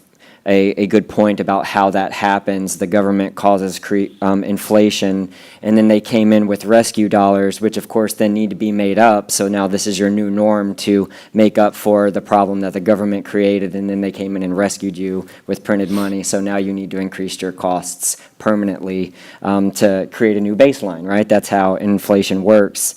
So this 10% of operating fare revenue is likely also reduced then now possibly down to the 8-9% mark. I'm just trying to figure out what the taxpayer's ROI on this. It seems like calculating the ROI of what this ferry is going to be is 70, 80 years if ever, right? I don't know how to answer that other than. That's okay. This is a much more detailed piece of work Sure. that I think folks are working on right now. I appreciate and it. the benefit is more than just financial. Yeah, I appreciate it. This is a good slide, though, page 16 as well. Thank you very much. Anybody else? Commissioner Kemp? And I'll just for clarification, this is the total ferry project with 4 ferries and with dock and facilities in South County that, would be part of this, as well as Tampa and St. Petersburg docking facilities, as well as looking at what has been said about providing a way to get around the base. So this isn't, I just wanted to make sure that it was very clear that this was not just the ferry, the one ferry that we approved just now for RFP. And again, I won't go further, but I just wanted to clarify that this wasn't just about a single ferry at all. It's a robust, full project of which there's been a long time since there's been a presentation or information about how that works in the different pieces going forward, but to be clear. Yes, that's correct. Great, thank you. Anybody else? Anyone online? I don't see any hands raised. Gil Schussler. Yeah, it's Gil Schussler. I couldn't hear you there. I don't know who that If I is. could make this. Oh, so, okay, Director Gil, Schussler? Yeah, if I could just make a brief comment. Sure. You know, thank you, Amanda. Very good presentation, Amanda. Thank you very much. As you stated, this information that was brought to light in this detail at our last finance meeting. Finance and audit is committed to working with the administration to find the supplemental revenues or cost reductions that could be done to alleviate and eliminate this cliff that we're heading for. I know the administration is working diligently on it, and I have every confidence that this cliff will be avoided. We're working as hard as we can at it, and I just wanted to make sure that the board is confident and comfortable knowing that Mr. Grand and Ms. Kirk and everybody in finance is doing everything they can to make it happen. And I'll leave it there. And I have confidence that they will. Thank you, Councilman. Anybody else? Anyone online? If I may, Mr. Chair, Lewis. Yes, go ahead, Councilman. Thank you very much, sir. Yeah, I wanted to just bounce off some remarks that were made as well. When you take a look at what's happening with HART, we have a lot of different challenges, obviously. Some challenges of confidence, et cetera, within the public. But we obviously have a big mathematical problem with regards to HART and the overall issue of mass transit and transportation in Tampa and in Hillsborough County. I always tell people that in 2018, I represent directly, I represent all the city of Tampa, but my direct constituents are North and New Tampa. And then in 2018, New Tampa, the suburbs, that's Hunters Green, Tampa Palms, Corey Lake Isles, all those different neighborhoods voted almost 60% for the penny sales tax. And so that's 3 in 5 people in the suburbs. That's Republicans and that's Democrats and that's independents saying that, listen, transportation is so bad that I want to pay more in taxes. So we do have a major crisis and a major challenge that I think is felt throughout all of our towns, for all of our city. And it's something that's going to be incumbent on us, not just in terms of the hardworking men and women from the very top to everybody at HART, but our board and everyone to come up with innovative solutions. But I do think that inevitably that issue of revenue will continue to haunt us until we deal with it or are able to deal with it. Whenever it comes to mass transit in Hillsborough County and Tampa, again, I don't see this as a partisan issue. Some folks do, I don't. If done reasonably, because again, it's something that cuts across party lines. I find a lot with my constituents when you're talking about the overall issue of mass transit in Hillsborough County. I know HART has its unique challenges, but as taken as a whole, I think that it has that notion has very good support. Thank you, sir. Thank you, Councilman. Anybody else? I know we got still some more presentations, so we need to kind of keep it moving here. All right, thank you again. Great job on this. Great work. Okay. We're on 6C right now, March 2023 proposed network redesign. Our CDO, Mr. Omar Alvarado, you're recognized.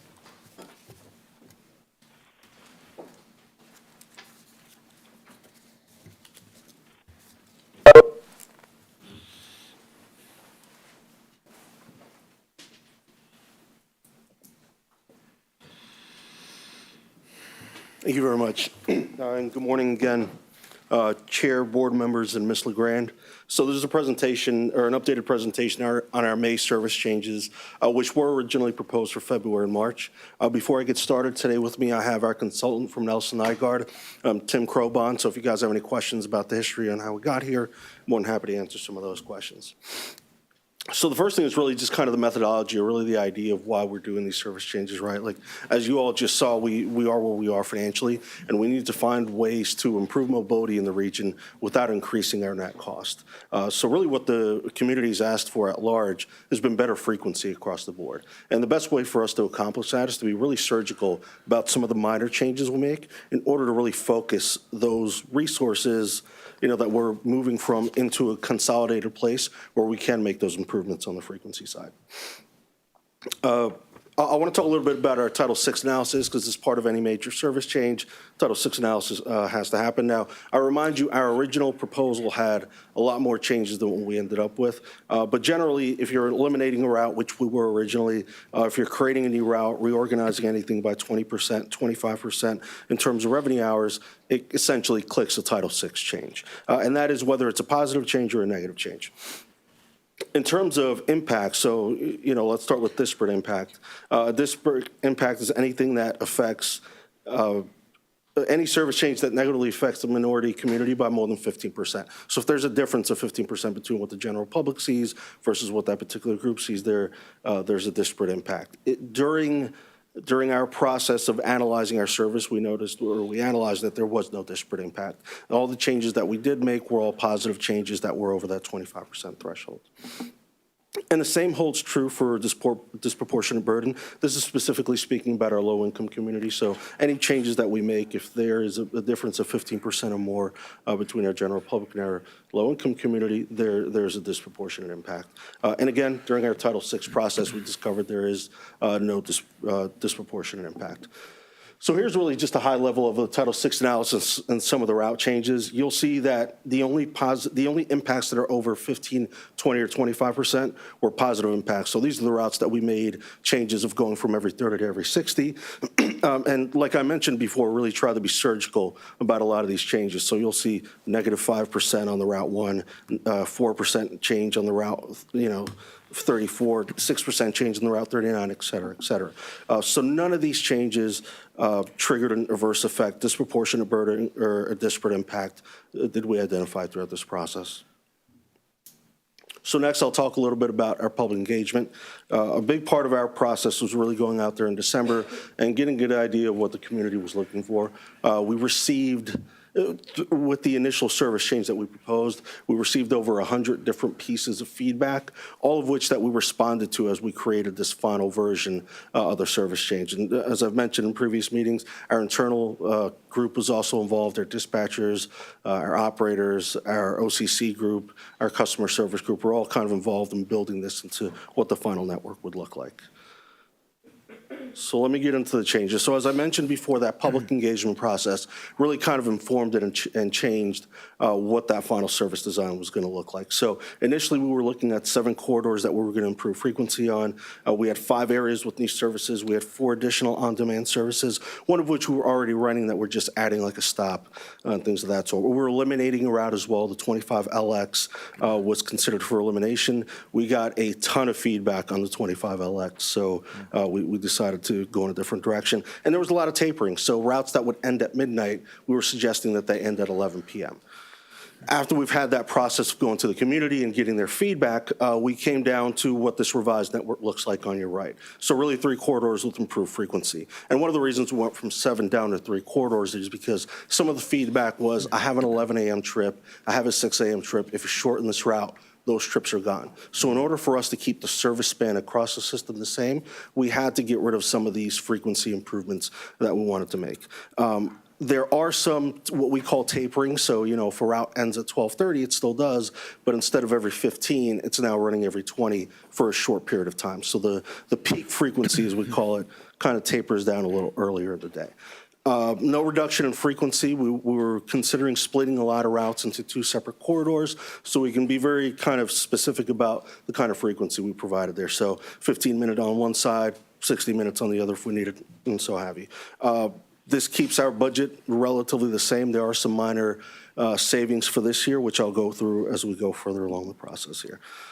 So here's what the final service changes look like. Like I mentioned, there were 3 routes that we're adding frequency to, the Route 5, the Route 19, which is peak only. And like I mentioned before, really wanted to find places where we We can target the specific areas where there was a need for without having to increase that expenditure. And that Route 12, and the Route 32 as well. We're also implementing or proposing new service with something we're calling the Uptown Circulator. That we're proposing to begin in August, so it better lines up with when the school calendar begins in August for USF specifically.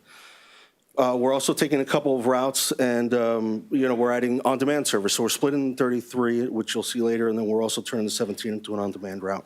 And then we have some minor schedule changes, like I've mentioned before.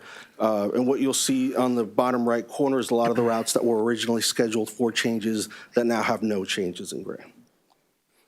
So in terms of impact and how these changes we expect to impact the community, so if you look at this chart here, 80% of our ridership is between 6 a.m. to 6 p.m. So if we can max the frequency during that time period, we could potentially really maximize the ridership and the reach that we have.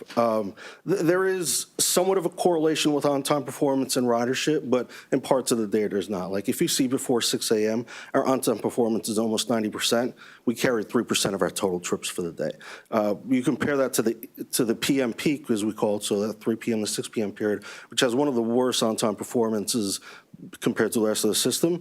It's still one of the better performing times of the day in terms of ridership. So there's not always that direct correlation between on-time performance and ridership. But again, keep in mind, 2/3 of our system run every 60 minutes. That's just kind of the reality of it. So next I want to go into, please. And if I may, Mr. Yes, Chair, Ms. just Luran. one point also, that if you look at the time points, there's also traffic, right? So at 6 a.m., before 6 a.m., you can get from here to there really fast.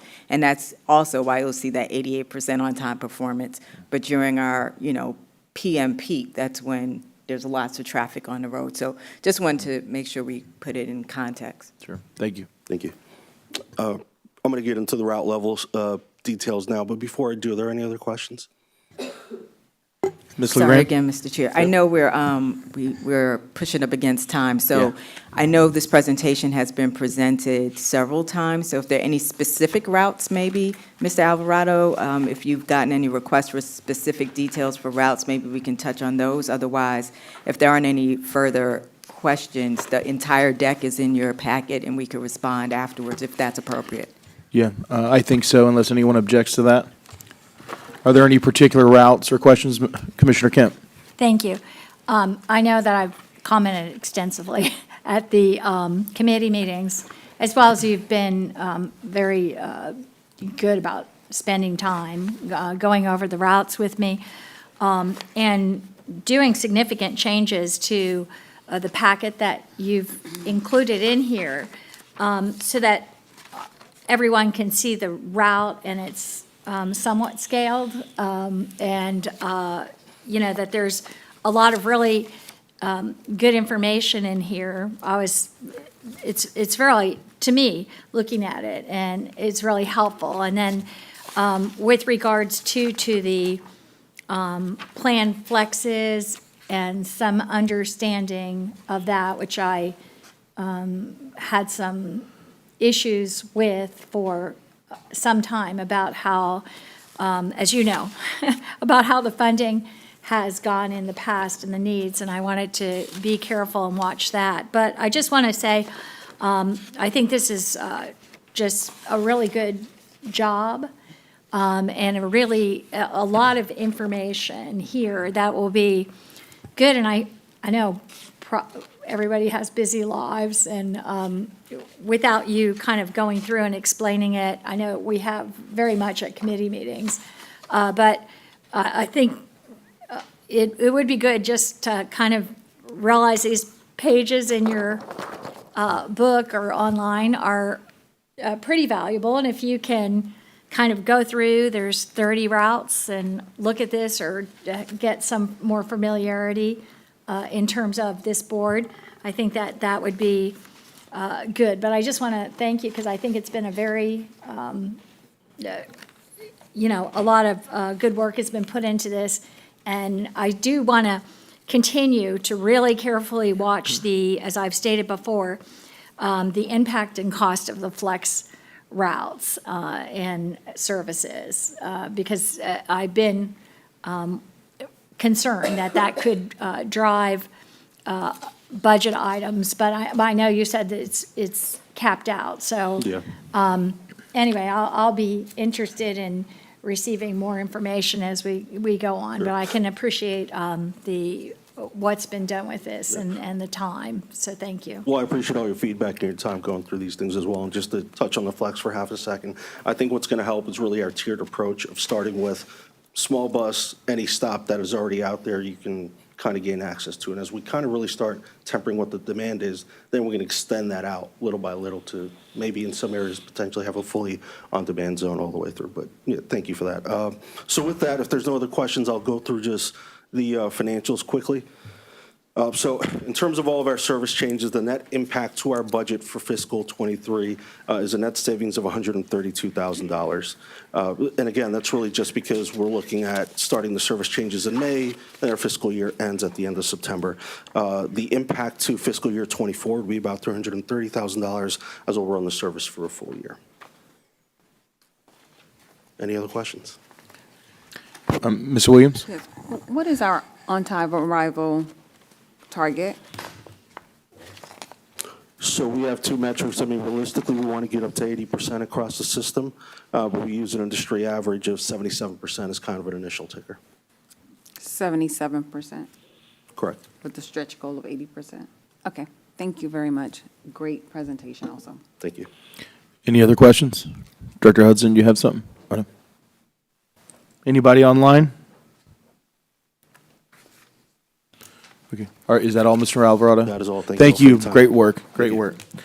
We're moving on to 6D, and this is the Basic Transit Infrastructure Program Route Maintenance Overview. Linda Crescentini, Director of Capital Programs, you're recognized.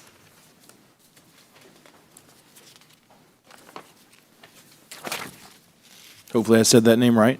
You did. Okay. Okay. Good morning, Mr. Chair, members of the board, Ms. LeGrand, Linda Crescentini, Director of Capital Programs. I'm here today for a quick update on our BTI program, which is our Basic Transit Infrastructure Program, otherwise known as the Bus Stops or Shelter Program. So with that said, there's two primary goals of this program. One is to standardize the bus stops throughout the county, and the other is to address our current ADA issues at all of the locations. So with that said, let's look at the standardization of the bus stops throughout the county. Our program manager, in conjunction with operations, safety, maintenance, service planning, communication, and information technology, all got together to work as a team for standardization for what our shelters should look like, as well as our bus stops. So as you can see in the picture to your left, there's a standard stop. However, there's amenities that can be added. There's real-time information that can be added. There's ADA push buttons, solar lighting. So even if it's not a shelter and it's just a pole, the pole can have solar lighting, which increases safety, as well as the real-time technology. So with that, oh, I'm so sorry. So we have 650 shelters today that are past their useful life. If we replace all of them at an average of $16,500 per shelter, we're looking at about an $11 million program. And then let's look at the ADA figures. So we have approximately 339 bus stops that are deficient for ADA compliance, and we'll get into that on the next slide. So there was a question on non-ADA compliant. What is ADA compliant? What is non-ADA compliant? So we have a picture to our left of a non-ADA compliant. This location is Strawberry Ridge at State Road 60. It's a fairly large project for the BTI program. And you can see the changes for the ADA compliant on the right. This area services a 55 and older community who has approached our ADA committee with concerns on access to this stop. We were able to put it into the HART's 5-year Hillsborough County impact fee schedule, which was approved by the Board of County Commissioners for construction. So if you look at it, what are the issues? Stop safety is the biggest issue.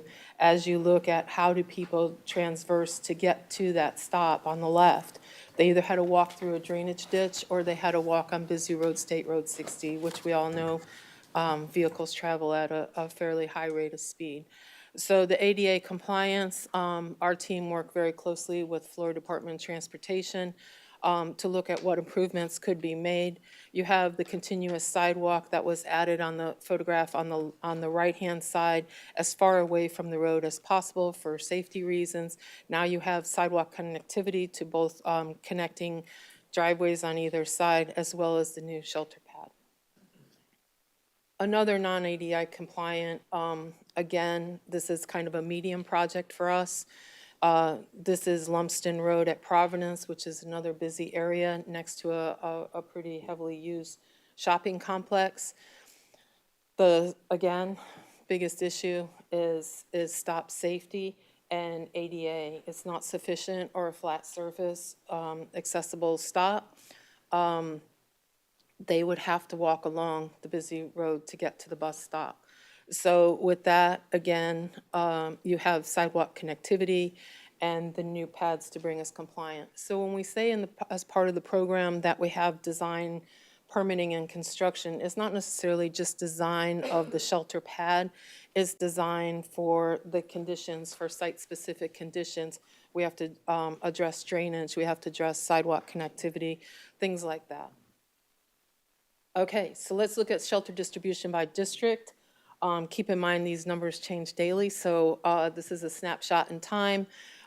We have the blue dots on the map, and I know it's kind of hard to see, are all of HART's managed shelters. The reds are a contract that HART manages.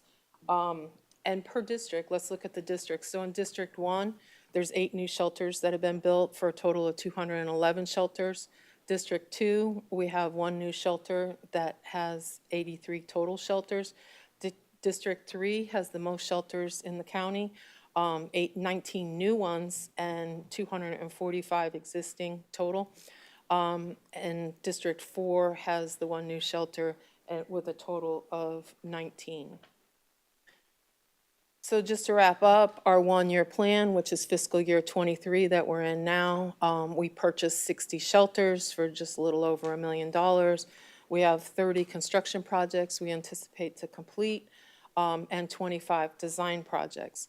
Our 5-year plan is the replacement of the first 300 shelters, which are at the end of their useful life, for a total not to exceed $6 million, which was in a board-approved contract. We'll look to continue for design and construction of all the non-ADA compliance stops for another $10 million, and then start with the implementation of real-time information at several of the stops, several of the major bus stops.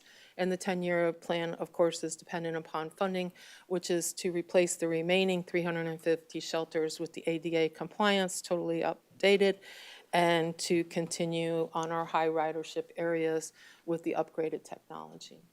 So thank you very much. And if you have any questions, if not, I'll pass it on to Dale Smith, Director of Facilities, to talk about the route maintenance.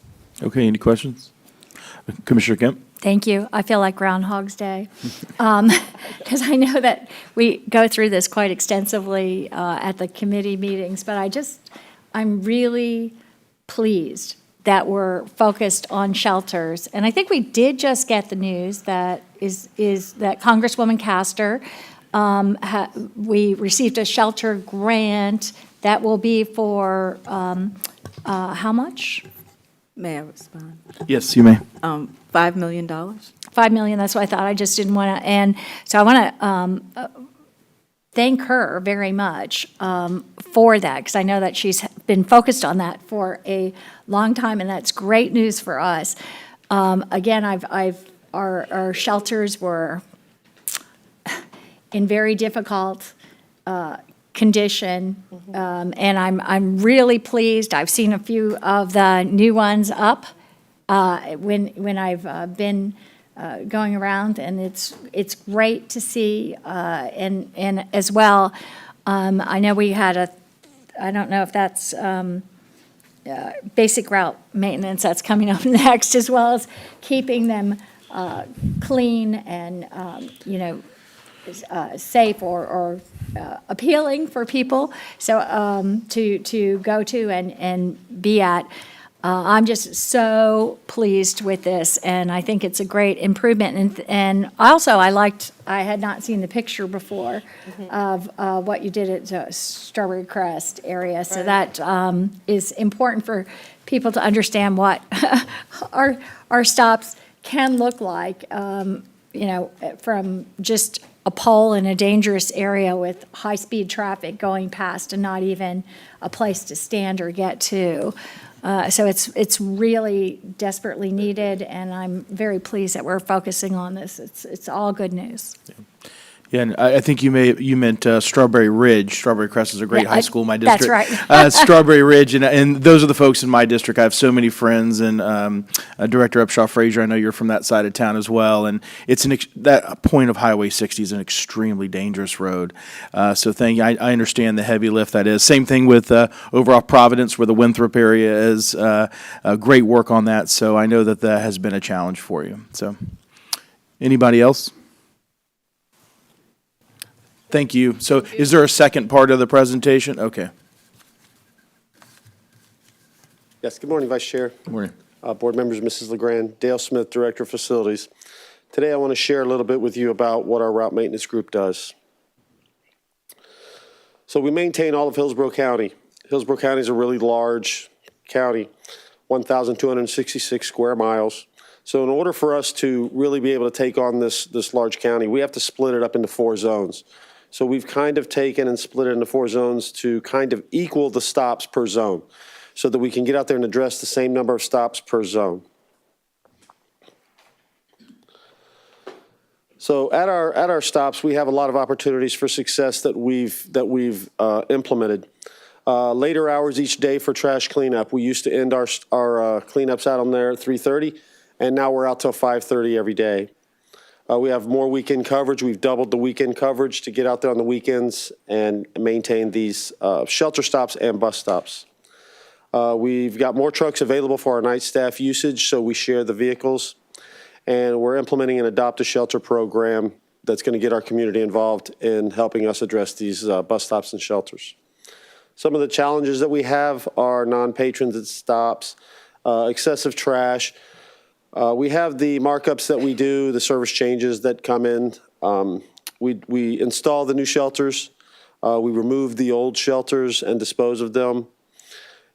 We also help out on the Nebraska Avenue corridor and clean those. We clean and maintain those shelters 3 times per day. And we assist the contractor with some of the stops as well. This is one of the really nice new shelters here. Just as an overview, we have 2,007 bus stops. We have 650 bus shelters that we maintain. We have a couple of transit centers, Main Transit Center and University Transit Center, and 5 transfer centers that we're out there addressing.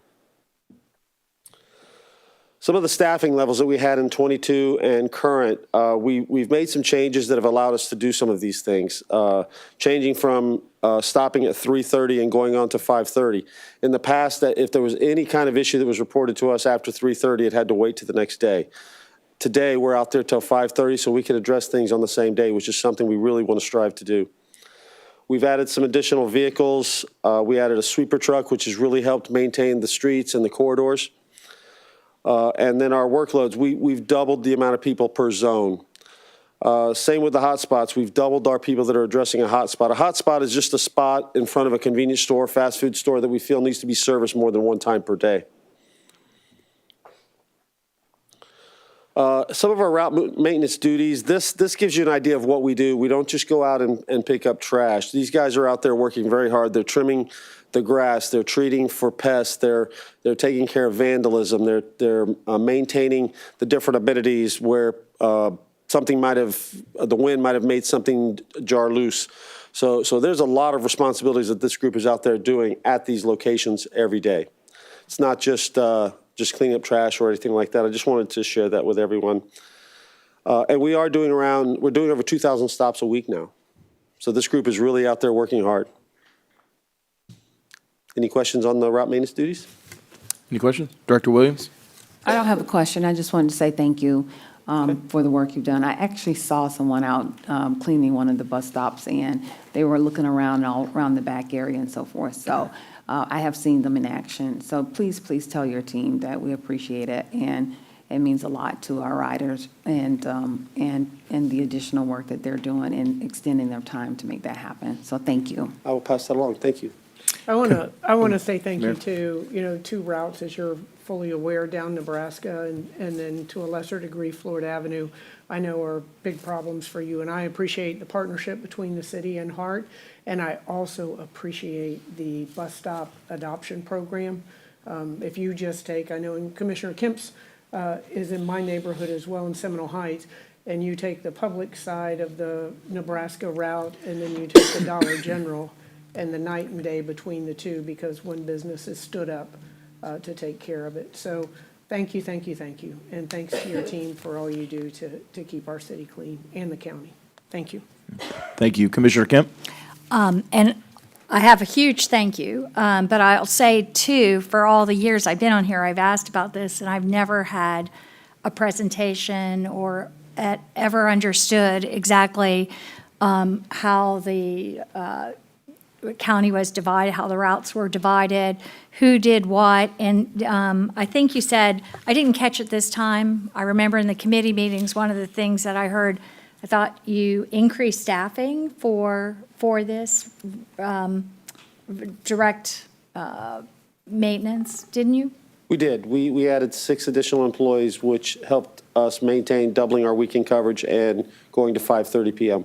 Yes, great, and I'm sure you said it, I just kind of missed it, but I remember being kind of taken aback to know that the staff increased. I think it's extremely important, and as Mayor Castor said, I'm hyper aware of Nebraska and Florida Avenue since I frequently use them, so I see the condition and state of, those more than I probably see others, but it's really improved. And the Adopt-A-Shelter, again, too, is a great idea. I've thought about that for a while, and I'm glad to see that we're coming forward and, looking at how that can be done and create partnerships. It's all just good news, so thank you very much. And I'll be back to share the news when we get that first shelter adopted, and we'll make sure that we bring that back and share that information with everyone. Great. It should be happening soon. Thank you. Great. Commissioner Wostel? Nope. You had your hand up. Okay, no problem. Anyone else? Thank you for your presentation. In the interest of time, I know these presentations are so in-depth and they're excellent, by the way. I didn't know if it was the board's pleasure to maybe push the remaining presentations to the next meeting if somebody just wanted to get some board comments, or if someone wanted to make a motion to that effect. So moved.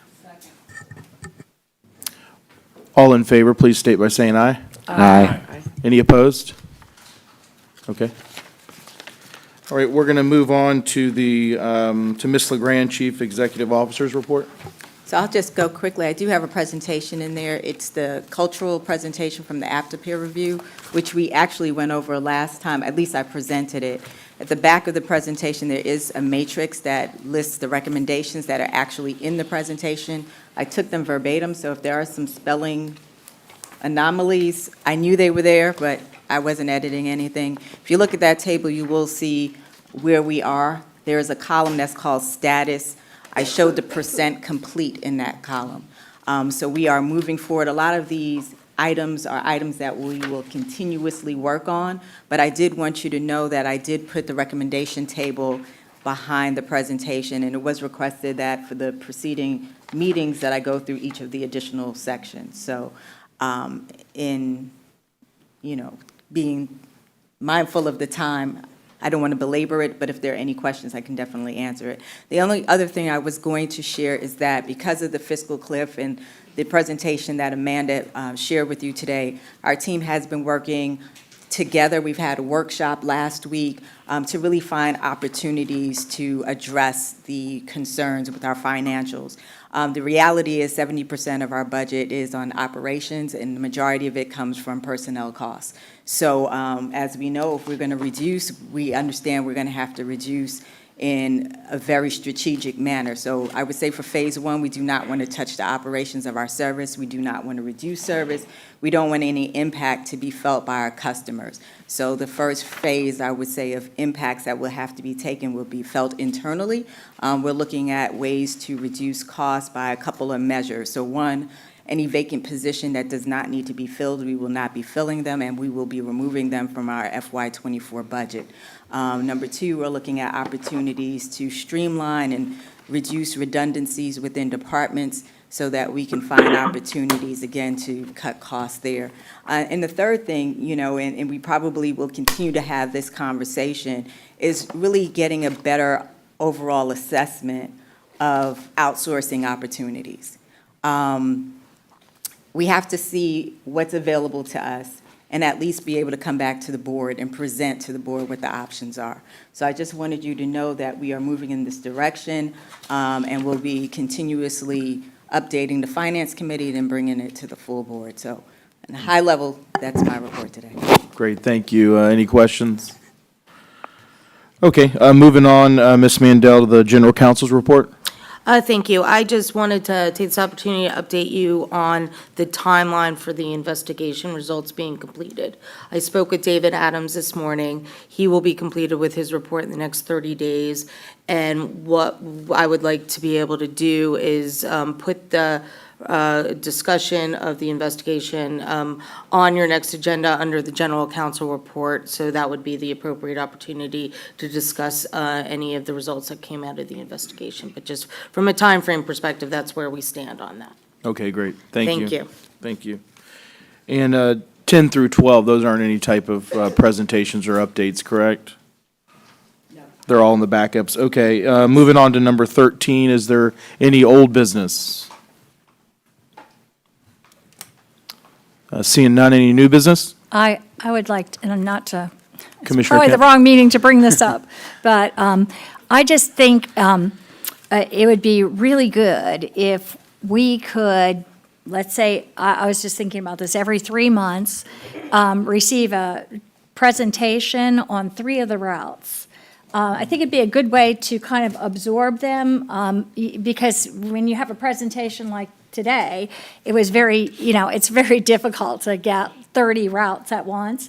But I'm thinking, like, if you did 3 routes and include, you know, as routes, the flex operations as well, and just every 3 months kind of pull 3 of them and do that periodically in about 2.5 years, you could, well, it's true, really, if you did it that way, about 2.5 years, you could have the system.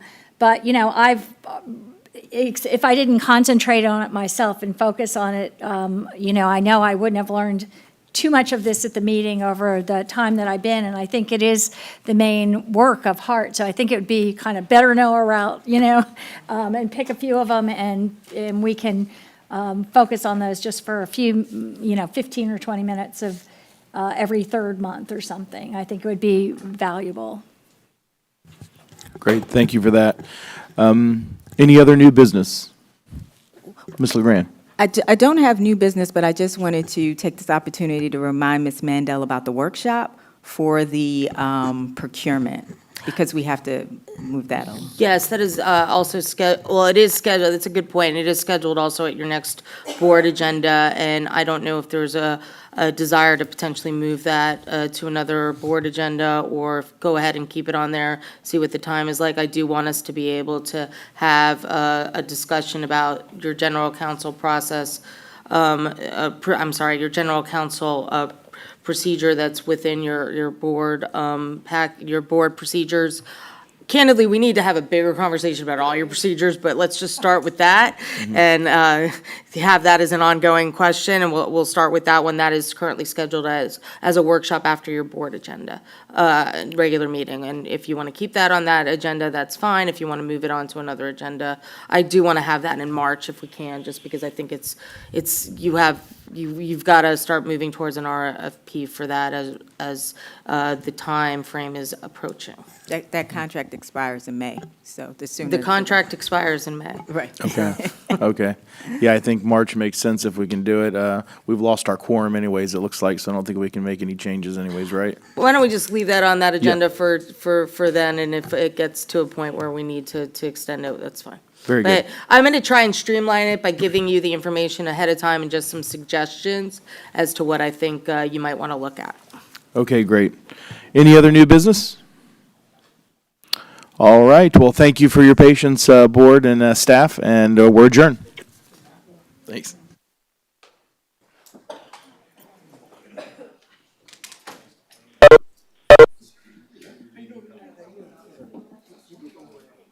Thanks for using WebEx. Visit our website at www.